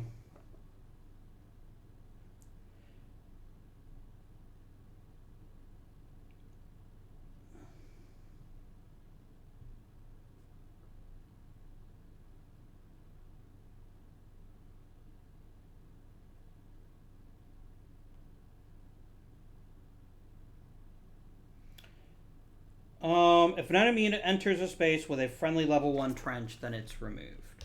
Okay. So, France is going to inflict 5 losses on Germany. Germany is going to inflict 3 on France. That's very easily done. We go waboop. They have to retreat 2 spaces, so they're going to go 1, 2. This trench is removed. And we're going to put the full strength army into Metz. And that fort is now being besieged.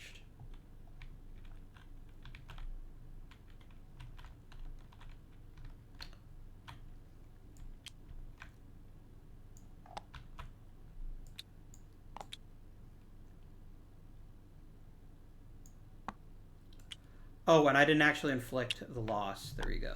Boop. And that concludes our turn. So, the next thing we do is we check attrition. No one is out of supply. Then sieges happen. Warsaw has already been successful. So that's really just up here in Metz. So remember, we subtract 2 from this, and we're trying to get a 3 or higher. We got a 6. Lovely. A destroyed fort is a good fort. We're going to lock that down, because once destroyed, a fort can never be undestroyed. Which gets us a VP. There's no other sieges. Now we do war commitment. Both sides are at limited war, so we go ahead and we put in all of our discards and our limited war cards into our decks. And we shuffle these up real good.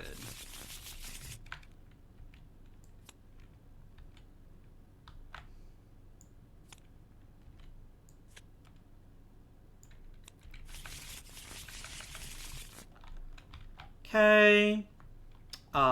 The Central Powers don't have any RPs, but the Allies do. So first they're going to use the Russian VPs.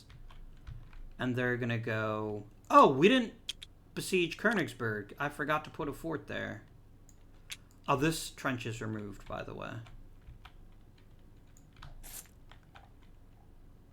I do have to roll that. So that is, again, with a -2. That's a 0, so the fort is still besieged. But I do need to put a token under it. I knew I forgot something. Alright. Sorry. We just completed that. Now we're replenishing things, so I spent 1 RP to upgrade the Russian army. And there's another one that's weak. Yeah, let's refresh this one in Petrograd. France is going to say, don't mind if I do, and they're going to upgrade that army in Nancy. And Britain's like, I haven't taken any losses, bitch. And they just go down. Next thing we do is we're going to draw our cards. We're going to see some limited war cards show up. Very spicy.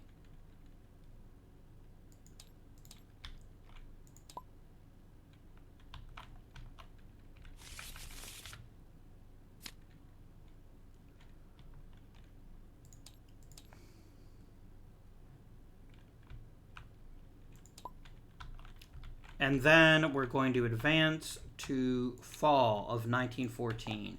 The siege detriment is now removed. That didn't happen, did it? It did not. Perfect. Okay. All right, Central Powers go first, and I think I saw an extremely spicy card for them.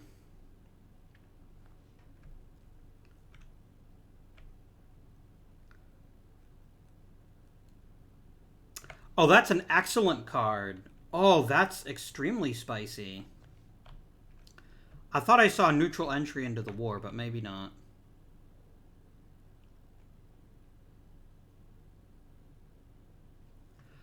Ooh, Hague. Only if they're entrenched, though.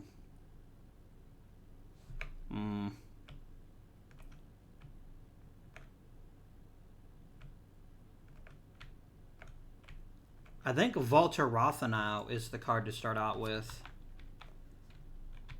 That's a free VP RP every single turn. And it's 2 war status, getting us closer to total war. 1, 2. 1, 2. And then I'm going to remove that card from the game. And we're going to find the Walter Rathenau marker here.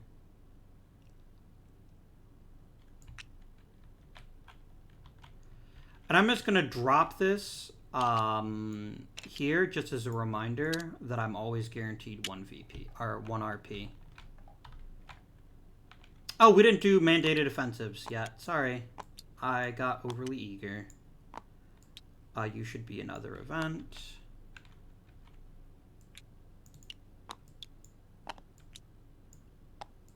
Three, 2, 1. And you did actually do your thing, so we're just going to roll these 2 dice. 3 for the Allies is British offensive. 6 for Germany is no offensive. So there we have it. Okay.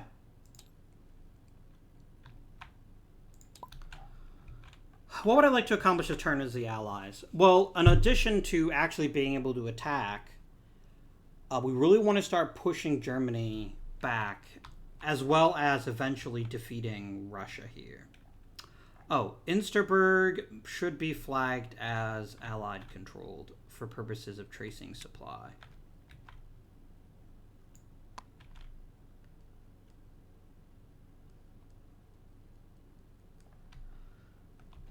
So I'm thinking ops is probably what we're going to... Oh, but hang on here.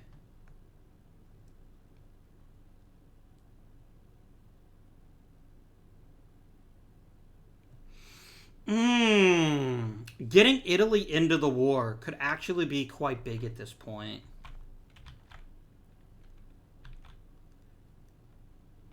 We could really start doing some damage. Yeah, fuck it. Let's get Italy involved. So, you can only ever play one of these per turn.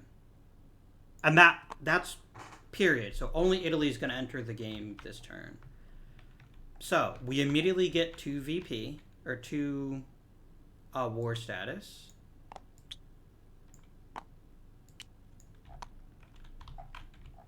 We remove this guy here.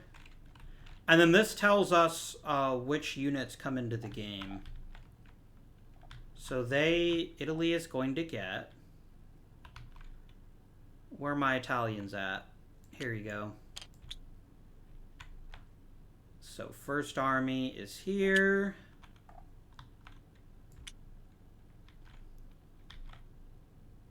Second Army is here. Fourth Army is here. Third Army is here. And we also get 1 corps.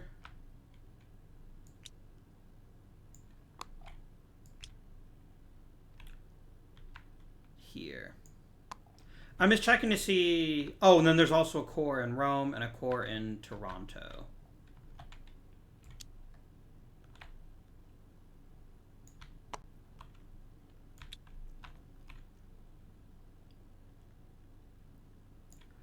Boom.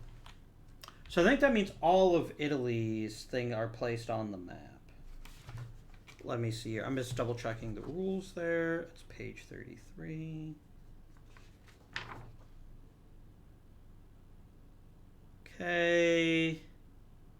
Oh, they also have 4 corps in the Italian reserve, in the reserve box. Do I have those corps in the box already? I sure do. Okay, perfect. Very nicely done. Italy is now involved in the war. And units can enter Italy. And we can do some sneaky things like trying to take Austria.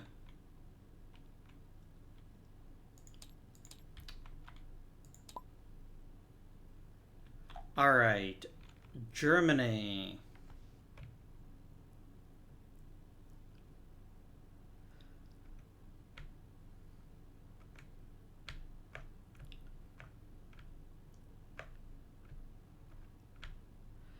Alright, well, Race to the Sea is now worthless. There's just no point in playing it. I mean, yes, it basically says go ahead and play it so you can remove it from the deck. But it's strat deployment or ops, and I'm not going to ignore either of those opportunities.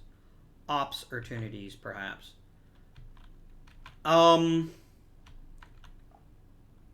Russia now has 1 corps in their box.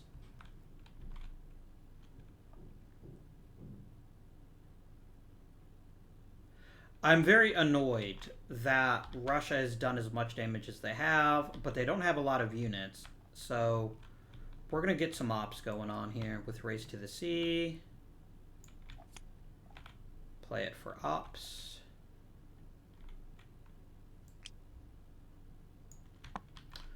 We're going to activate Warsaw for attack. That's one of the 3 choices I have.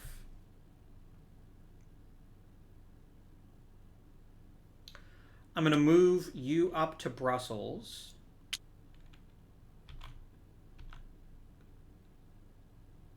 No, Cambrai. That's actually better. And I can move 2 spaces, so it's not an issue. That's 2. I get to do 1 more activation. France is looking mighty weak over here. And yes, the trench is going to matter, but I don't think it's going to matter enough. And punching through here will give us like free reign to a lot of really good free VPs. Let's do it. So we're going to attack here. Alright, we want to settle the Belfort attack first. Do I have a good combat card? Not here. Not right now, anyway. That's fine. So, now they do have a trench. So instead of getting 5, I get 4. But they only have 1 corps, 2 corps there, so instead of getting a 2, they get a 3. Oh, do they have a card they would like to play?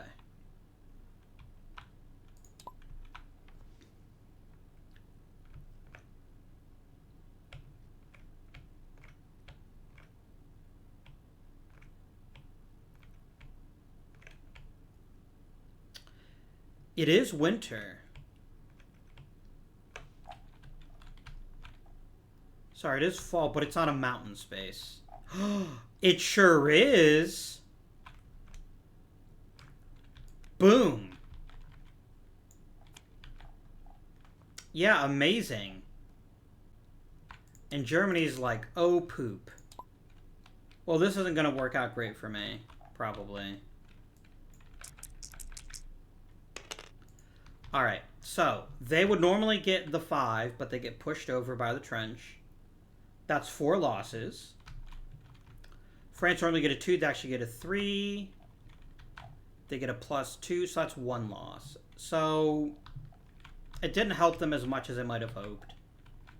They have to retreat by 2, but I did how much damage, right? It was a 5, and even kicking over. That's still 4 losses. Yeah, they actually lose both corps.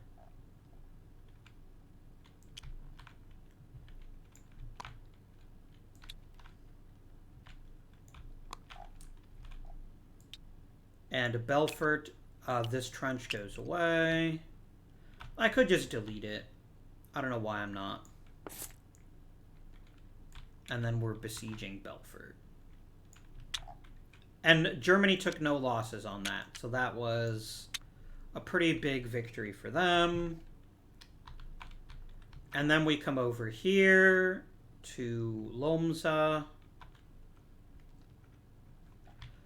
But I didn't activate 2 spaces. Oh well, so I can't do a flank attack. I don't really care. I'm going to use Von Francois as a battle card. Severe Weather just gets discarded. It doesn't get removed from the game, thankfully. And then I think Russia's also got a pretty nasty combat card. Oh, it's only for Russian attacks. Okay.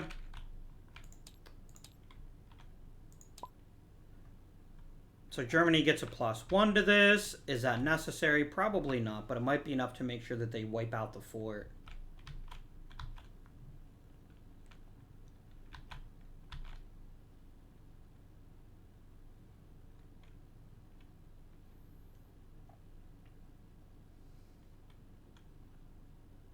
All right. So Russia has a 3, Germany has a 9, and Germany gets a +1.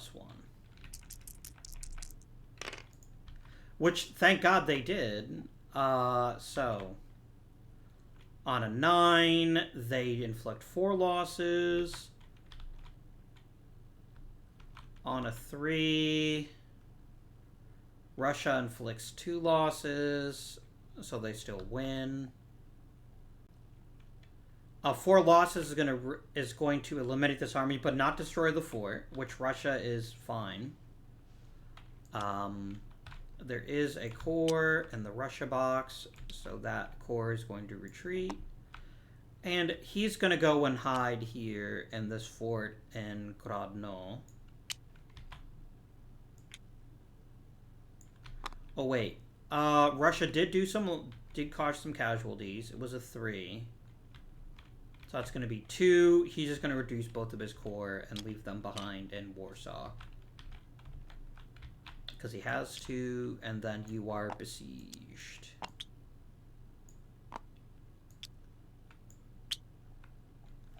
Okay.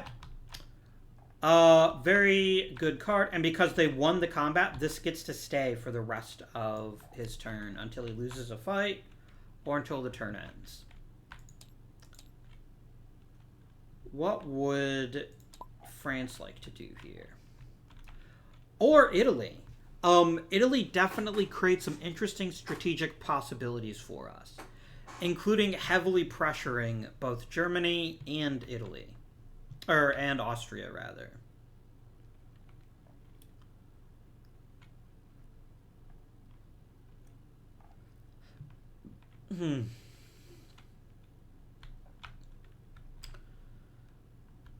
Do I push on Italy? Or do I push with Italy into Austria?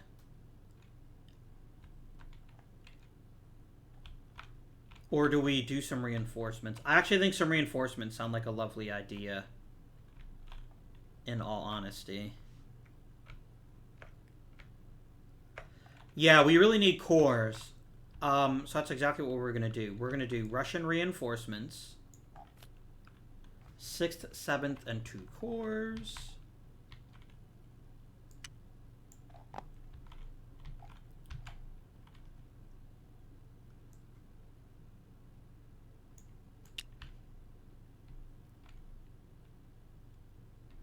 We always come to the box first. We drop off the core.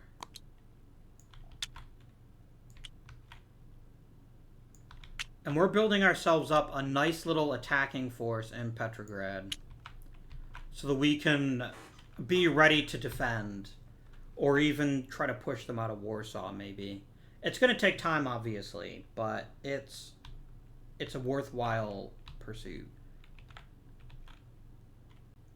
Although, putting 2 in the Caucasus would get us involved, or 2 in Kharkov would get us involved a little bit faster. Yeah, we could actually put a lot of pressure on Austria. Maybe that's what this turn is about. So 6th and 7th, you're going to come down here. Try to maybe do a lot of damage to Austria, because there's a lot of free VPs that aren't difficult to get to at all.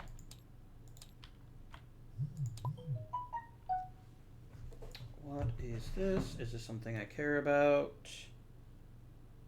It is something I care about a little bit. But it's nothing that I need to bring up on camera. Now, there's a ton of incentive for Germany to press the attack and keep fighting Russia. Because all that's standing between Germany and 2 more Russian VPs are 2 crappy little Russian corps. But he wants to make sure that he's got the best possible chance to succeed. And so he's probably going to want to do some strategic redeployment. Oh man, I could have played that. Oh well. Instead, I'm going to go ahead and use this card for strategic redeployment.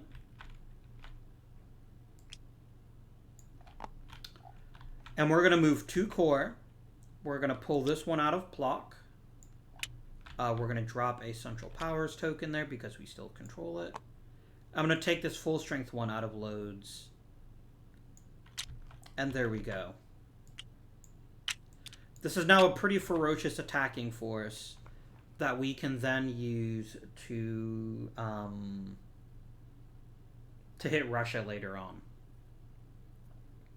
But we are going to have to actually defeat this fort first, so we're just kind of strengthening to make sure that we're in a good position to make some moves later on. I probably could have waited on that now that I think about it. Oh well. Oh well. A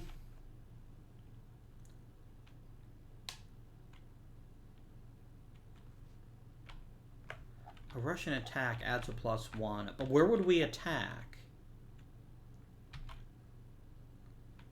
Tarnople?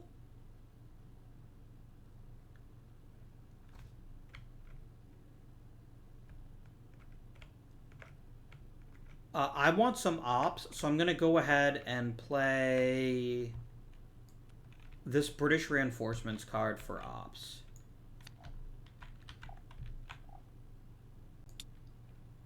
Let me just make sure that each side has played 3 cards. Yep. And this card won't come into play here. So, I can activate 3 spaces for attack. I'm going to do exactly that. This is a tiny bit risky, but I think it's worth it. We're going to send 2 armies into Tarnople. This army into Chernovitz. That's 2.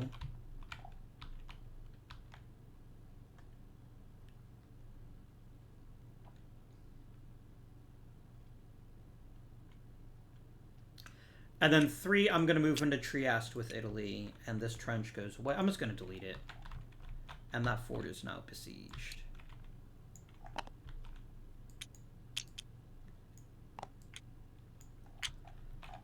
Alright, so we're going to do this attack first, because this should be an easier one to win, and I'm going to go ahead and play Russian Guards. So it's 1 army versus 1 corps, and I get a +1, and there's no trench there, is there? Nope.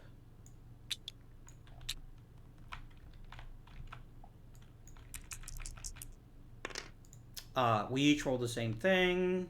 I got a 3 on the 3 table. That's 2 losses. They got a 3 on the 1 table. That's no losses. With 3 losses, that core is out of here. And by out of here, I don't mean deleted. I just mean reduced in strength and then kicked over to there. So the Russian army has taken Chernovitz. Good for 1 VP. And I get to keep my attack card, which is even better. And so now we're going to do this fight, which is going to be a little bit more of a challenge. Because we both have armies, I do get to add a +1.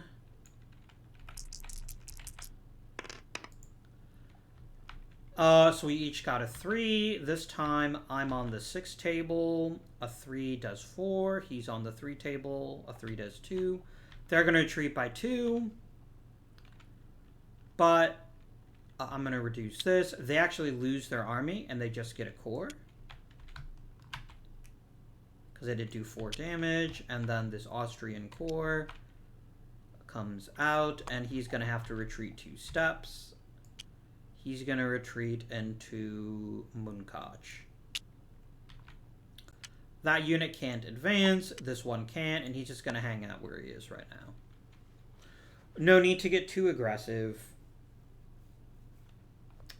And we conclude that turn.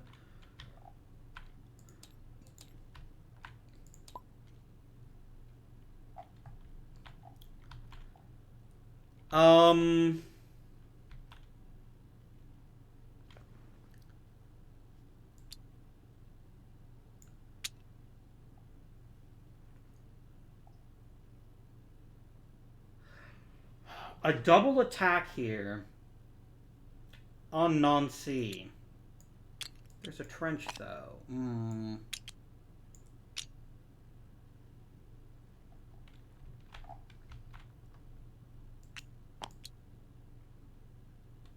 Antwerp is destroyed.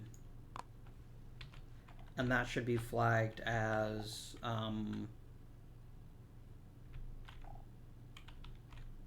Because I already did the VP adjustment for it. It should just be flagged as Axis, or not Axis, Central Powers, because we're not there right now.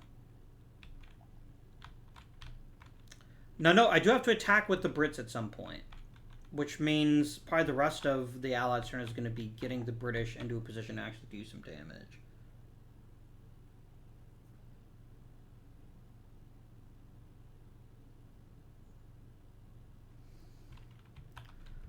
What would Germany like to do this turn? Probably attack in Calais, maybe? Like, pushing the Belgian army out would be very helpful. I'm going to cut off one place where the British could easily reinforce.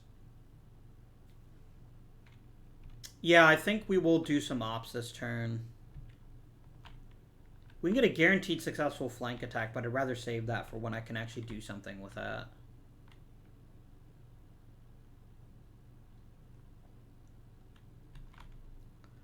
I don't want to end this siege. I want to win this siege so that we can then push further into the Russian interior and just redonkulously cause damage to people. Do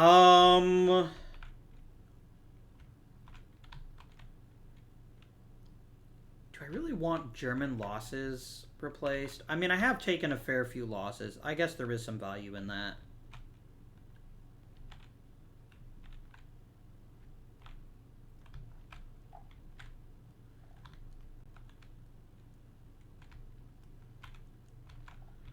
Is there anywhere that Austria could attack and do a fair bit of damage? I mean, beating the Serbian army in Valjevo isn't the worst idea, but it's also not that big a deal. I don't see it as worthy of Austria's time, especially now that Italy's involved in the war. I think we actually probably want to pull out. No, we'd want to punch out the Serbian army first. I guess there is some value in that. I'm going to play Hague for some ops. It's not the right time to play it as an event. And we're going to activate. So these guys are going to attack and Valhalla. And we're going to try a flank attack there, but we'll get to that in a second here.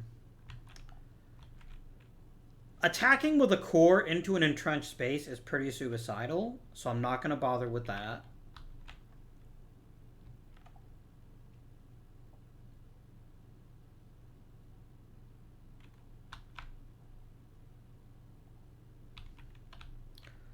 I'm going to attack Calais.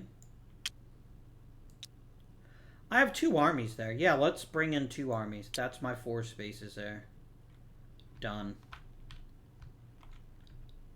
I'm going to go ahead and play Kaiser True as my... No, that's stupid. I'm going to win that fight anyway. I don't want to waste that card. Because it gets removed from the game. It doesn't just get discarded. So let's do Austria v Serbia first. But then Russia, the Allies are like, I have a card I'd like to play. Boom. Putnik. A +1 for defense.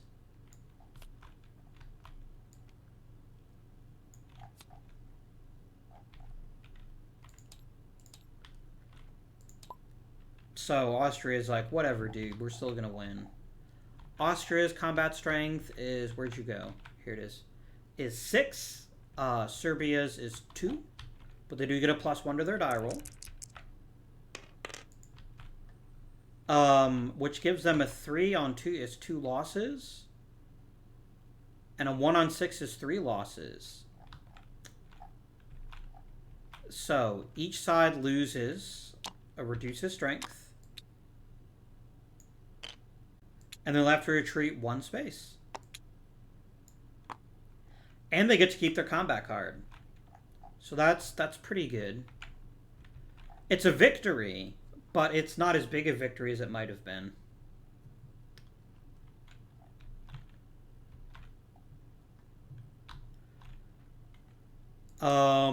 Let us then stay where we were, because Central Power's turn isn't done. They've got their attack on Calais. That's 10v2. I don't have any saucy cards to play there. Because I lost in severe weather, so I didn't get to keep that card, unfortunately. That would have been pretty handy here, though. No, it wouldn't have. Never mind. 10v2. 10v2. Well, that's a 4 for the Allies. That's going to be 2 losses. And a 1 on the 10 is 3 losses. So we do win. They're going to retreat to Amiens. And you're going to go back to Cambrai. No, you're not. You're going to stay in Calais.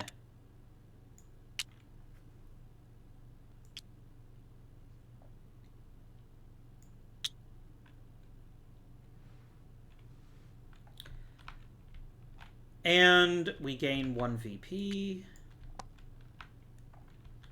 And we drop a Central Powers token in Ostend to show that we still control it.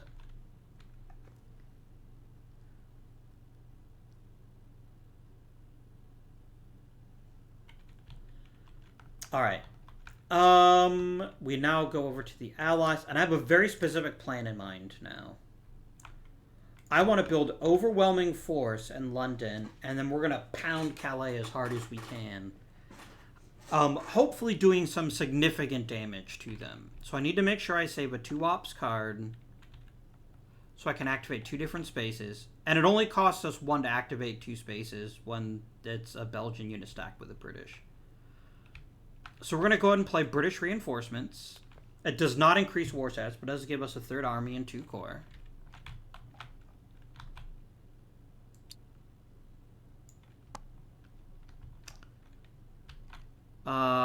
Here we go.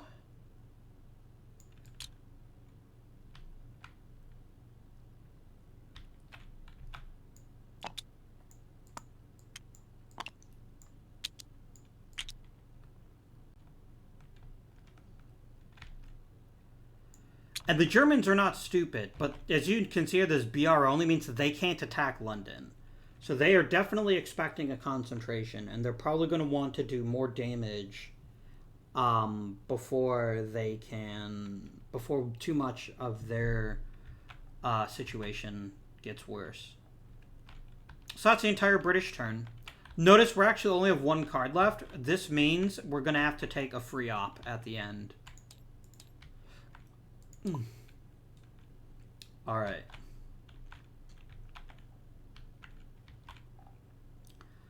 We've had a lot of casualties as Germany. And as much as those strategically redeploy and get some more core out on the board, I think recovering the armies that we've lost is going to be more valuable. So we're going to go ahead and play Zeppelin raids for replacement points.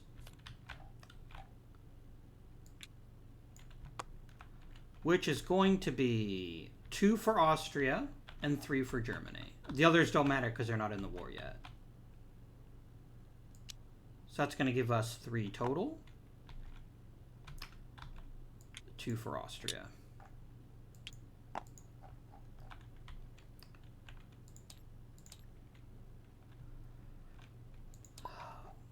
As the Allies, we will never get a more favorable matchup than dogpiling on them in Calais. Let me double check activation costs. I believe Belgium counts as British for purposes of activating units.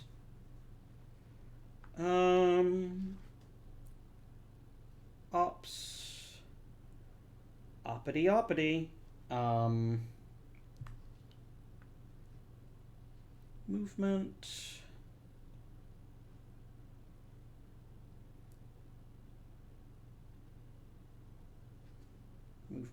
Movement.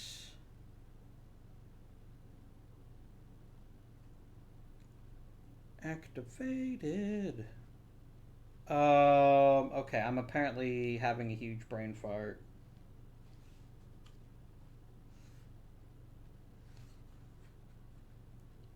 Operations. Yeah, Belgian units in Antwerp, Ostend, Calais do count as British for activation purposes. Okay. So that's exactly what we're going to do. We're going to play mobilization, Paris taxis, and we're going to go ahead and use it for ops. And we're going to go attack from London and Amiens.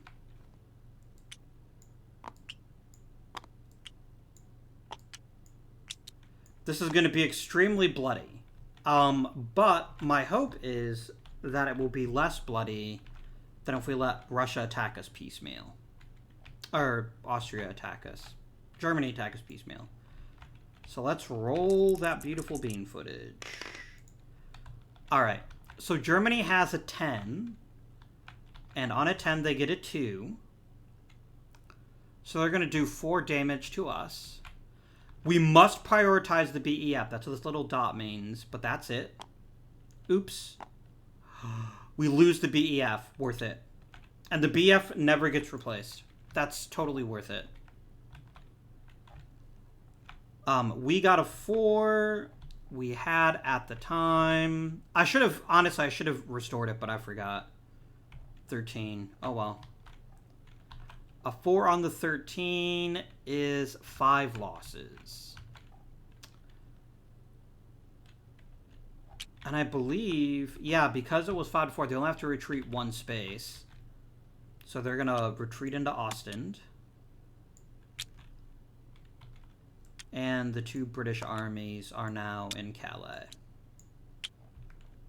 That did not go as well as I'd hoped, in all honesty. It does make me a bit sad. You know what? I'm sorry. It doesn't make sense to me that I would have ignored that. So I'm going to go ahead and... I guess I can't. No, I screwed up. I own it. I own it. I lost the BEF because I chose not to reinforce them, which I definitely could have done. Oh well. So that is that.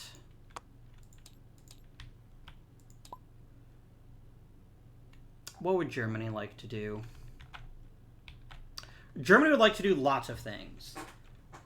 Maybe some strategic redeployment is in order. Or heck, just cranking up even more reinforcements. No, I can't do reinforcements because I just did that.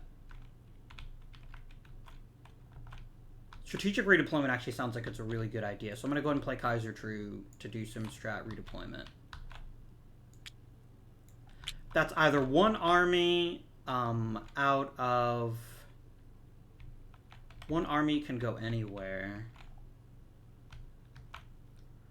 As long as it's connected. You know what? A strategic redeployment of this Frankfurt army makes a ton of sense to me.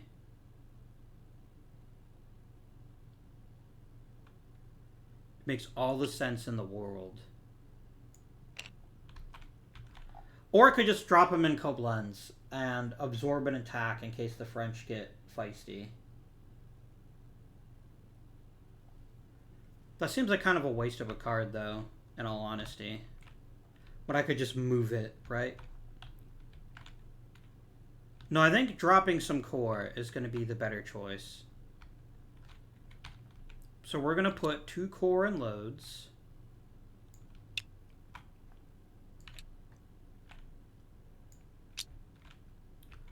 I definitely want to bring in some Austrian reinforcements so we can start getting Italy. Yeah, let's go ahead and drop 2 Austrian corps in Valach here.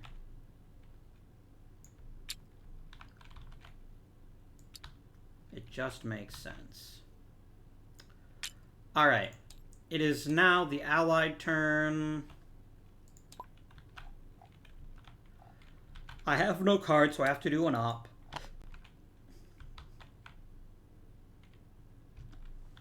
Where would I like to do that op?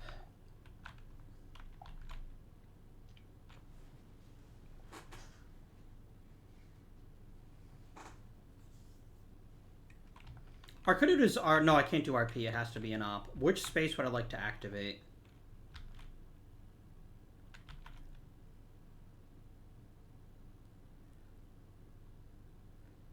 I mean, Germany's got a free VP. I need to at least slow them down. So I'm going to go 1, 2, 3. There we go. Okay. Our third turn is now completed. Everyone's taken all their actions. Attrition phase. No one's out of supply. Next we do sieges. These are just flat rolls now. Let us begin with Trieste.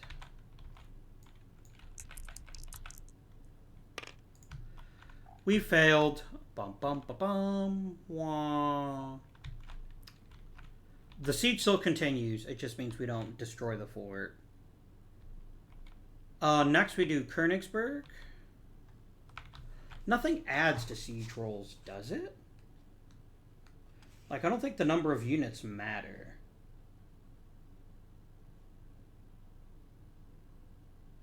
Yeah. So this is for Kernigsburg.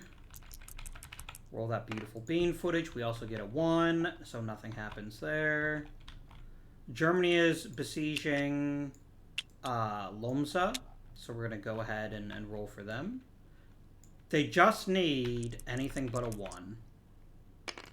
And they got it. So this is now destroyed and locked. Any other sieges that I've missed? No sieges here. That's already been destroyed. We already tried Trieste and it didn't work out.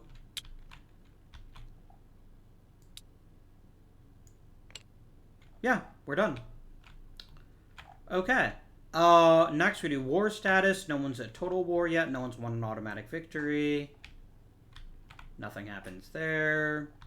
Replacement phase. Much more important this turn than it has been in the past. Allies always go first. Did I? No.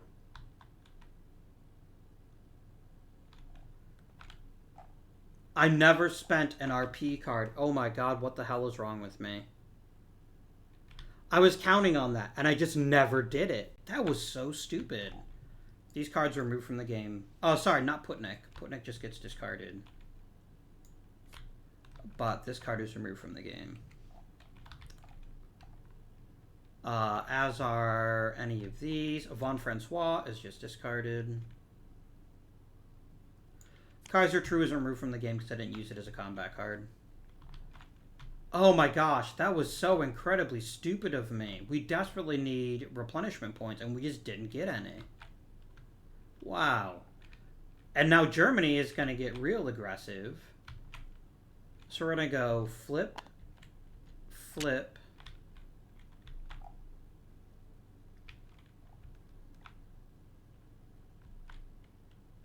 flip. So that is 1 Austrian and 2 German. I still have 1 German left. I think I can flip 2 cores, right? It's 2 core for 1 point. Or you can recreate an eliminated army at reduced strength. That actually sounds better. Let's go ahead and bring back the first army, and we're going to put it in Breslau. And Austria is going to bring back one of their armies, and they're going to bring it back in Vienna. There we go. That's all spent.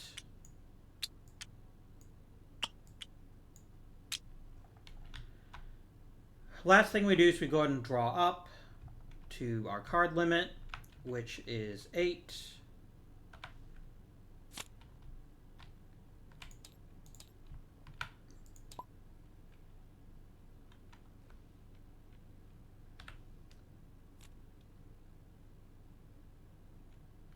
Oh, Bulgaria enters the war. Interesting.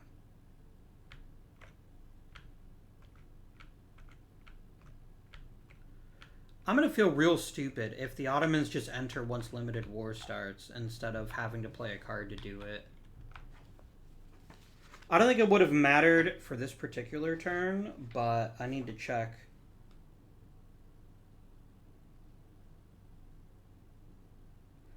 When does Turkey enter the war, or is there a card for that?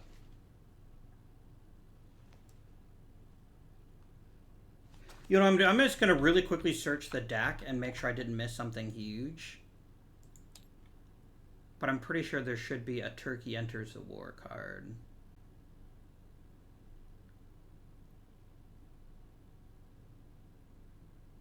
And then I'm just going to shuffle the deck. Maybe Turkey just automatically enters the war once you hit limited war. Because all I'm seeing is a lot of great Turkish cards, but I'm not seeing anything to actually use Turkish cards. Yeah, when does Turkey get involved in the war? I think Turkish entry is automatic. I need to look at events.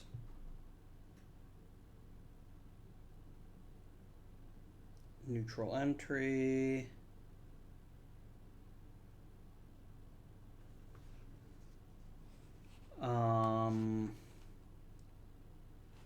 Okay, when does Turkey get involved in the game? When does the Ottoman Empire enter the game? There we go, 9.4.1.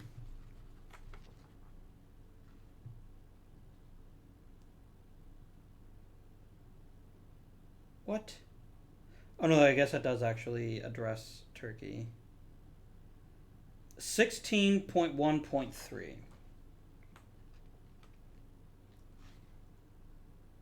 Okay, as soon as limited war started. So technically Turkey should have been in the game this turn. Oh well. We're just going to remove that. And then I believe once Turkey enters the war, so does Persia. But Turkey's stuff has already been placed, so that's good news.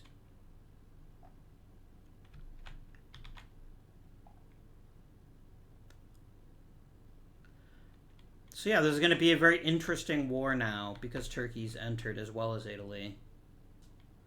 There's a lot of rules about how Turkey can enter the game and not enter the game. Different people can only move to the Near East at certain times. Specifically, the Allies can only activate one space per round.